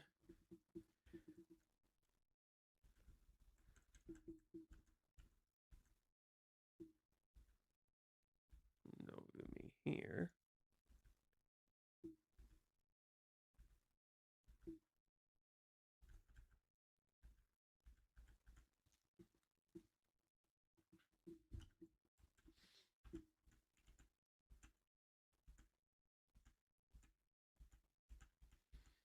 No Umi here.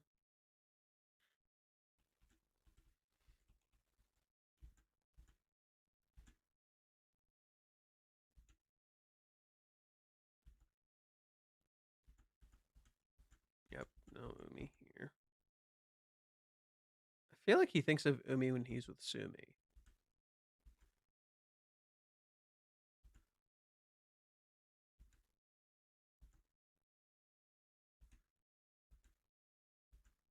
If he goes to meet Sumi.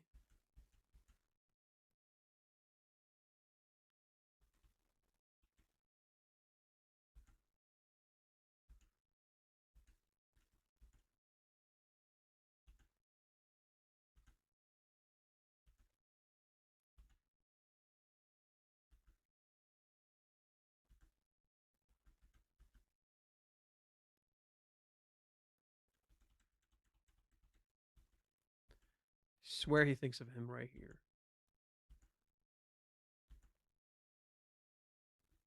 Called it. He thinks of him here. My love for you is deeper than the ocean. You're amazing. Right? He thinks of Umi confessing, even though Umi's been rejected. I guess even confessions of love are easy for good-looking guys. Look at how good-looking he looks here.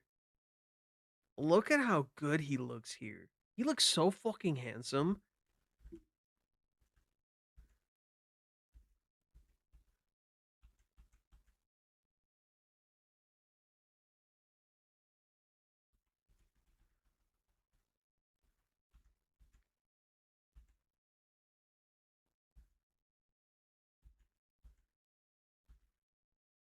Has a bit of an ego trip.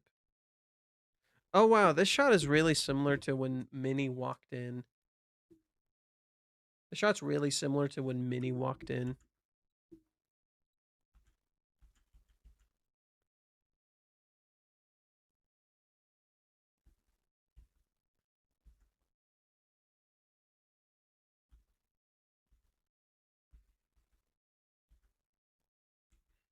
This shot here is a reference to Umi. Granted, Kazuya's not thinking about Umi.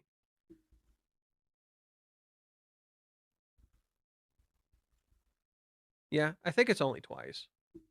I don't recall any chapter after this where Kazuya thinks of Umi.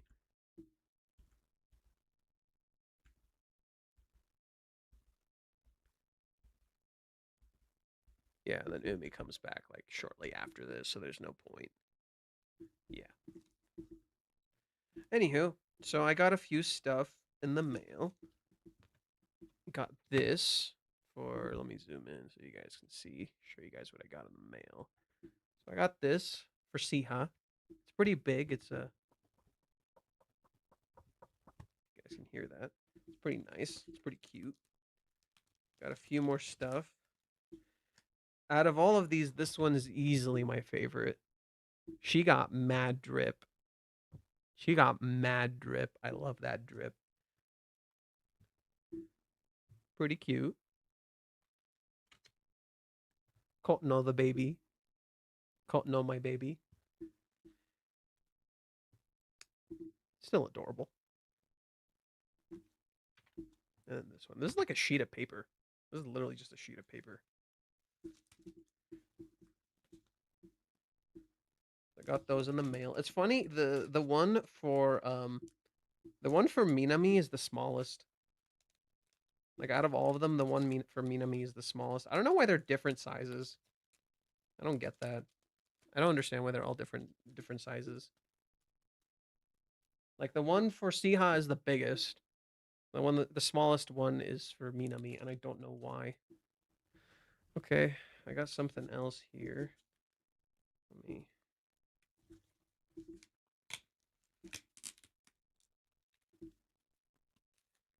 Yeah, this is merch, like, still shipping in. Oh, this one I was excited for. Oh, God, they taped it stupid. Why'd they tape it like this? Ugh, so dumb. Oh, God, why would they use tape this hard? This is so stupid. Okay, this way.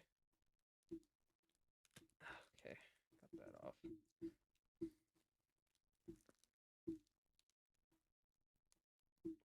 Gotta be so careful. Okay, so this one, another Shiunji family one. However, this is so cute. I like how their colors are like flipped over. Their colors are literally flipped. It's so cute. Yeah, so this one's nice. Okay, now for the big stuff. So that's the small shit. That's that small shit, bro.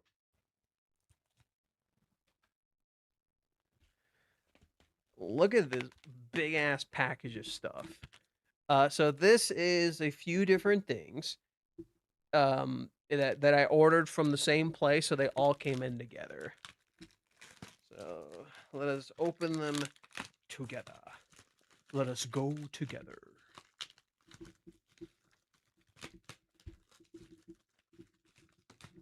I bought these a while back, but I didn't ship them until recently. Did this come in today? Yes.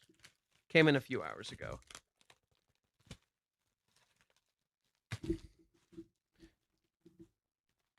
Okay. This is just my receipt. You guys don't need to see that. So first, the opening. So this is the opening. I ordered this. It looks really nice. Very pretty. Next is the ending. Also looks pretty nice. The other openings and endings I have look a lot nicer than this. Yeah, these look very generic. Like that's kind of my only issue with these is like these are like the limited edition ones I think, and they still look pretty generic. So that's kind of disappointing. Next we have volume 46. Huh. Pretty normal. I was expecting a little more with Kazuya. It's pretty normal. God, he looks so weird with black hair. I'm still not used to. I've like adjusted to the black hair, but I still kind of haven't. Okay, and here is the good stuff. So, we also get the Shiunji volume. And as you know, nothing is on the back of Shiunji.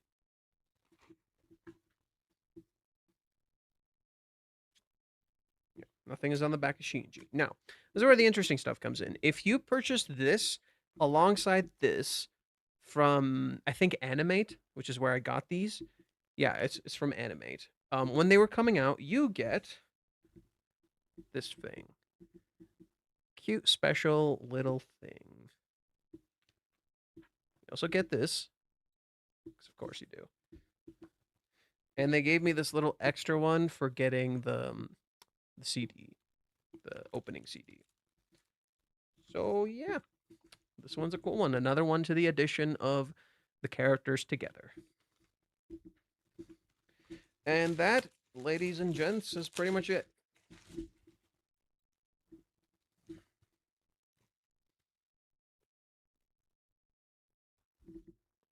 That's pretty much all I got.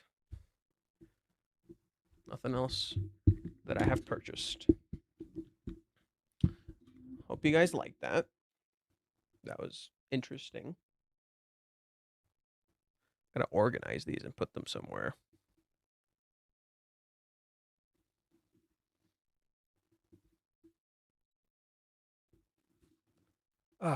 Okay. So that for free with the Ruka and what's her name, Minami. Yeah, you get that when you purchase those two volumes together from the same store, which was Animate. They have these like exclusive art pieces you can get when you purchase things from certain places. This is one of them. I purchased these like when the volumes came out, which was like a month ago or some shit, and I just didn't ship them until recently. Like that's the nice part. You can like wait on the shipping, but then the downside is I don't get the thing quick enough. But that's the upside of like online ordering. So like I can just purchase the volumes online and see what they're like there. So a combo, yes. Yeah. Okay. At the moment I don't have a whole lot more to say. There's some sketch bonuses for chapter 45 and 46. Really? Like at the very end? I tend to not open these, but it's fine. This time I'll open it. I try to keep a volume that's unopened. I might get one another time and just close it, but since we're talking about this, I might as well take a look. There's a little zoom in so you can see. There's a little Sumi thing. So this is Sumi right here. It's kind of cute.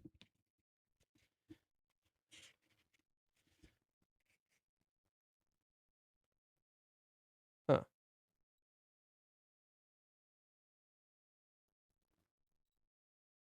Oh, so Ruka does her beeper at home or her heart checking thing and it gets a 93. Then there's one where she's like changing. I don't know where she's changing. And Kazuya is at home looking at his okay, so these are different. These are different. So no. The first one is for chapter 401. So the one I just showed you is 401. Then there is extra sketches for 404. Yeah, I think this is for 404. So this one's a 404. Kazuya's looking at his boxers. He's freaking out and he thinks of Chizuru. Then there is which one is this?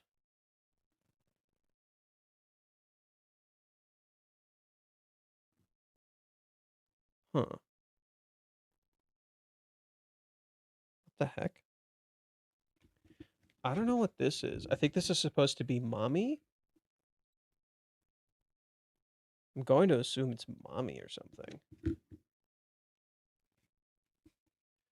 And then Reiji is walking through somewhere. Oh, this is the driving school, I think. And he's oh wait. Oh no, this is when he went to Taiwan, I think. Okay.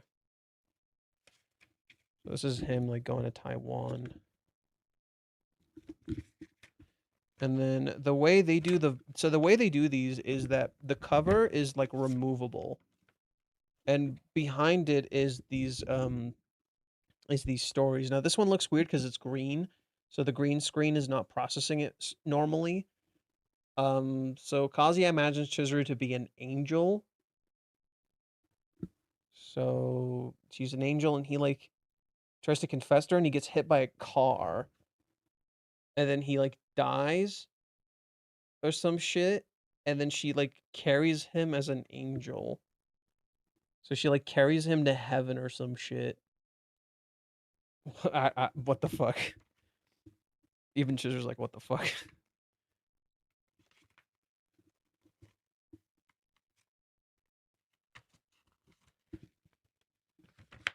Oh. So the opening page, these are Ruka's clothes that she put away.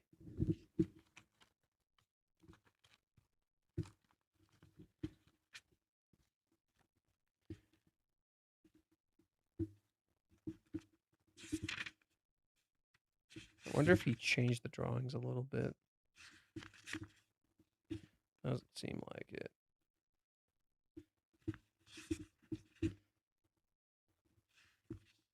Seems about the same.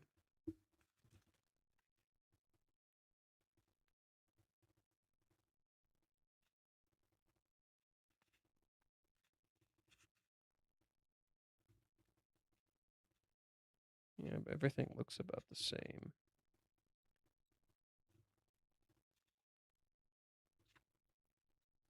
The volume ends with this. The volume ends with Umi seeing them locking arms. That's it.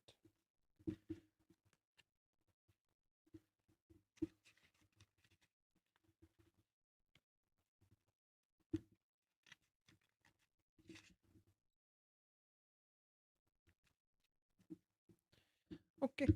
Interesting. Interesting. Chizuru is always what the fuck in those, to be fair. There's only like a few where she's like, oh, that's cute. There's only like a few where she's pretty chill and normal about it. Nothing changed compared to the digital. You can buy those other stores for Chizuru and Oka bonuses, smaller size but 2 face cards. Yeah, I already I think I might have the Chizuru and Oka one somewhere. I'm not sure. I might have like purchased it secondhand. We getting a break next week. So after next week's chapter, there's a break. Yes. After next week's chapter, there is in fact a break. A break I need to start planning for and doing something for. Is the Blu-ray for season 5 arrived? No, it's not even out yet. It comes out in December, which thank God I have not had the money to pre-order it yet. I'm trying to save so I can pre-order it because it's expensive. And when you pre-order using Buy-E, it charges you right away. So if I'm gonna pre-order, I better have the money just like sitting to the side, like money I can just waste. So for now, I'm not gonna pre-order anything yet. Yeah, the first volume comes out in December. The second volume comes out in January. I want to order it from Gamers because Gamers has like the best stuff. Like you get this exclusive fucking thing you can hang that Reiji drew, and I'm like, yeah, I'd like that. That sounds nice. I'd like that. That sounds nice. So that's the goal. I gotta save up for it. It's expensive. It's fucking expensive. That's just like probably like might be $150 or some shit. Shipping cost is rising too. I'm aware, bro. I'm aware, bro. Let's go here. I can go to Gamers and see what the fuck it costs.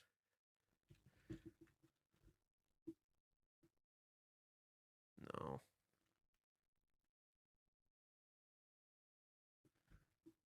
Shit. It's probably like in Japanese, so I don't know how to find it.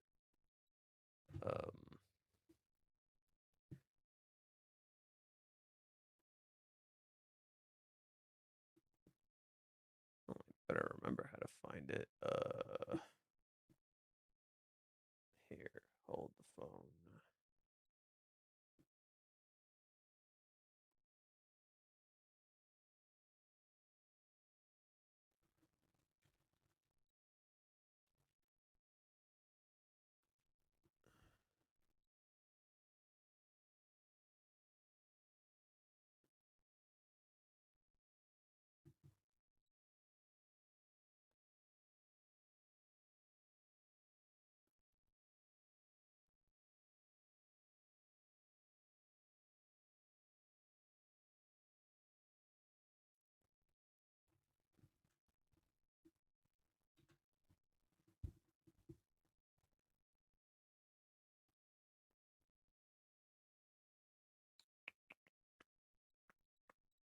Okay, found it.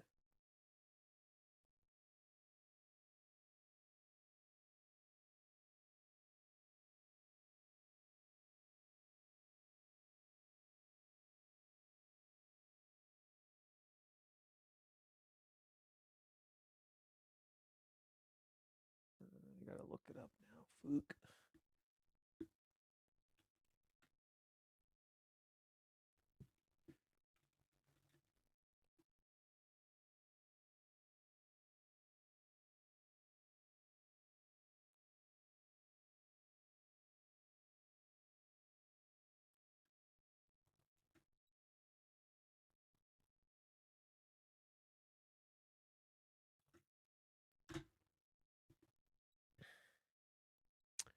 Okay.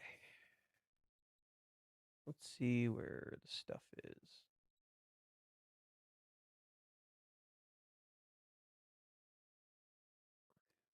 Okay.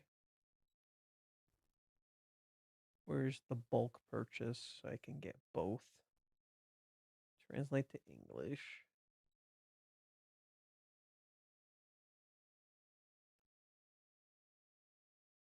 Go to bulk purchase page. Okay, so if I translate page just to make sure. If I purchase both, it'll be into USD.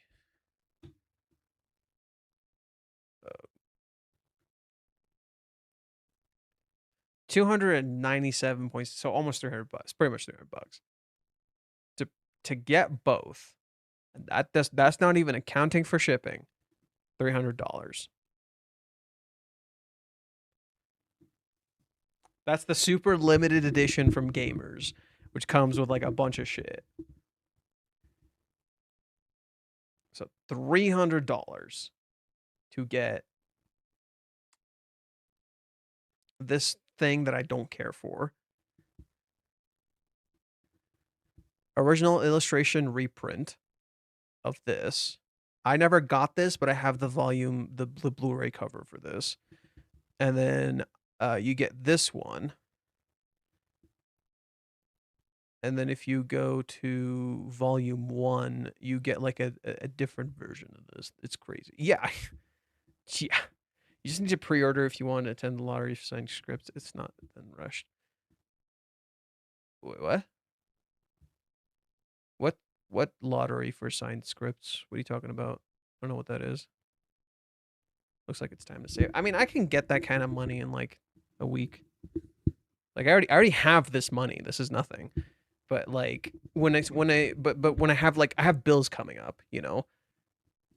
So and then like once I pay my bills, I want to make sure I have enough to purchase groceries. So like that's why I'm not spending. $300 is not a crazy amount, but it is a lot when you're like trying to spend or like watch your spending.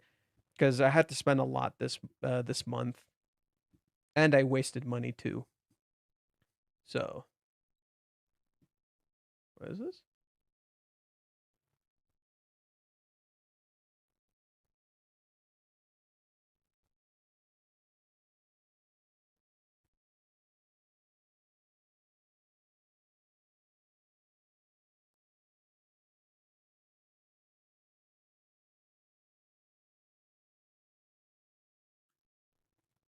Target has some stuff for Final Fantasy and Metal Gear. What the hell? What are these? Oh, whatever.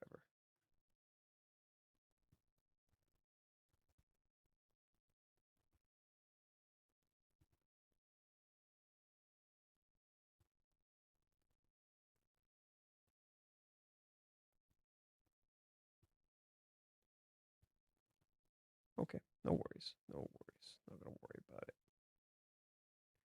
Okay. They will hold. Wait, what? 5 limited assigned scripts. 5 cast members signed it. Oh, I'm not interested in that.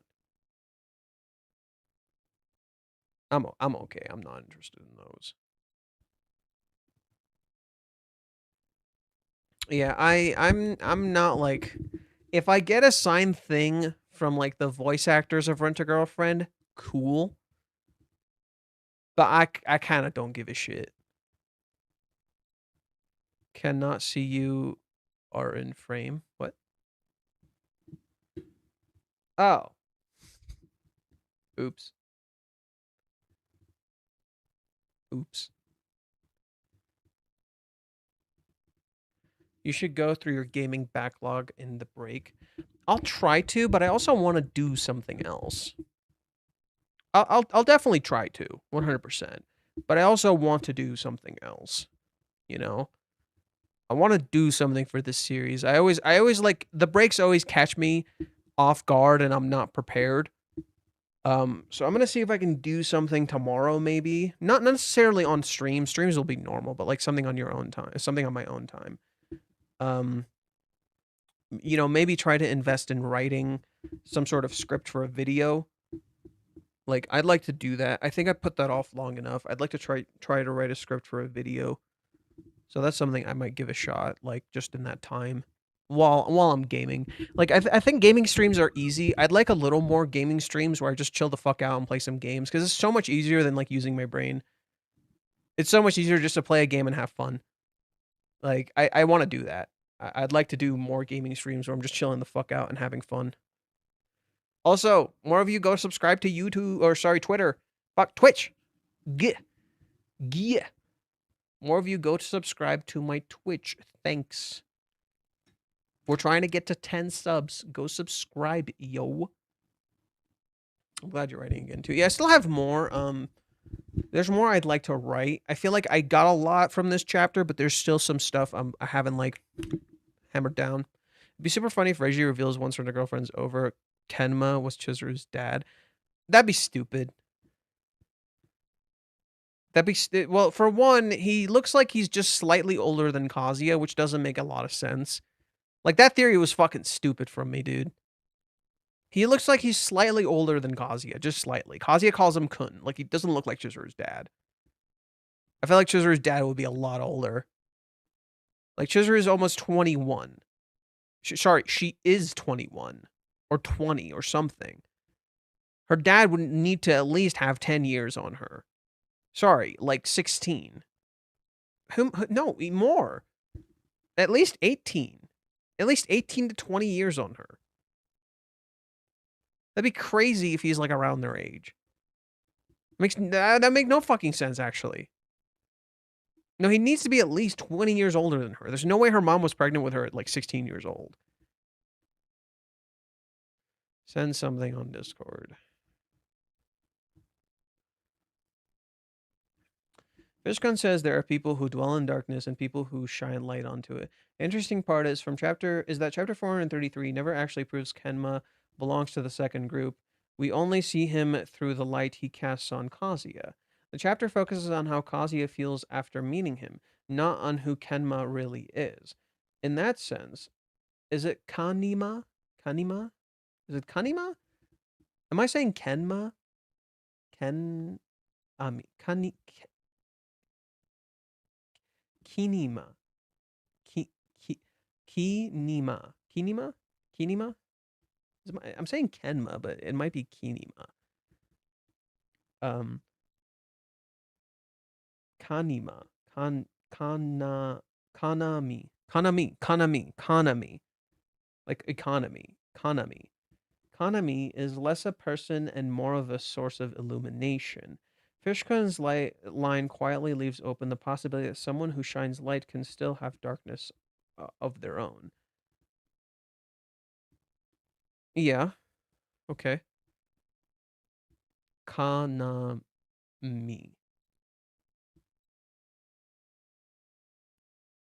Why is there a Y there? Kanami? Kanamiya? Kanamiya?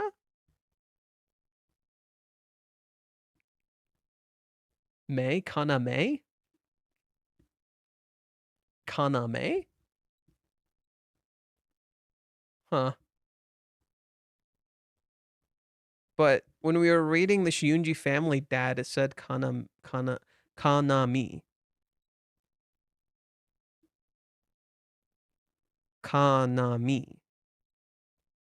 Why are you getting the May?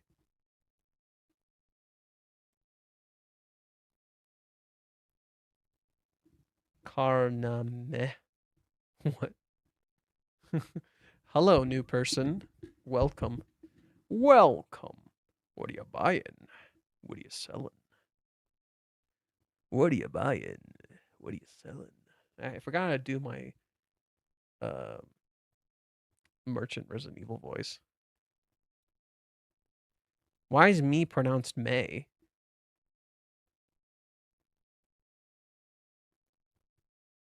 Why is me pronounced May? Kana May?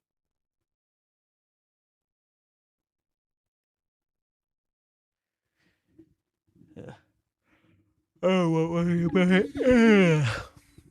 I won't worry about it too much.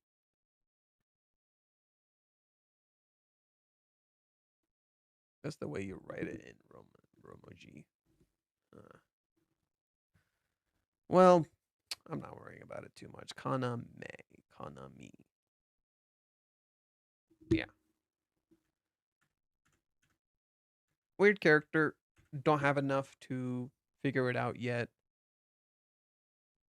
Yeah, what a weird looking dude.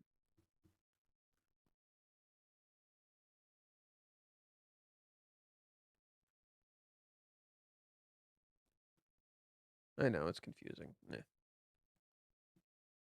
I never did figure out what Mr. Fish said in the Japanese. Did I don't remember if Crumpy ever clarified.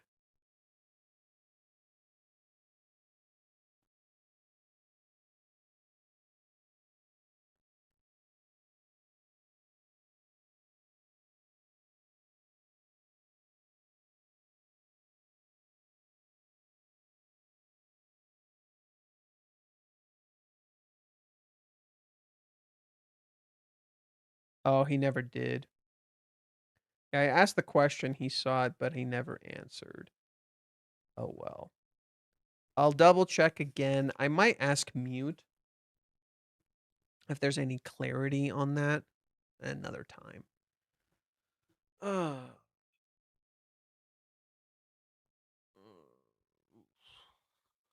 Thanks for someone followed, I think. Someone new followed. I don't know who, but someone did. Okay, definitely getting sleepy. Slippity dippity. Gonna go for some bibbity. Okay. I'm gonna go to bed. See you guys tomorrow. I'll see you guys tomorrow. Not sure what we'll do tomorrow, but I'll see you guys tomorrow. Bye bye. Have a good night.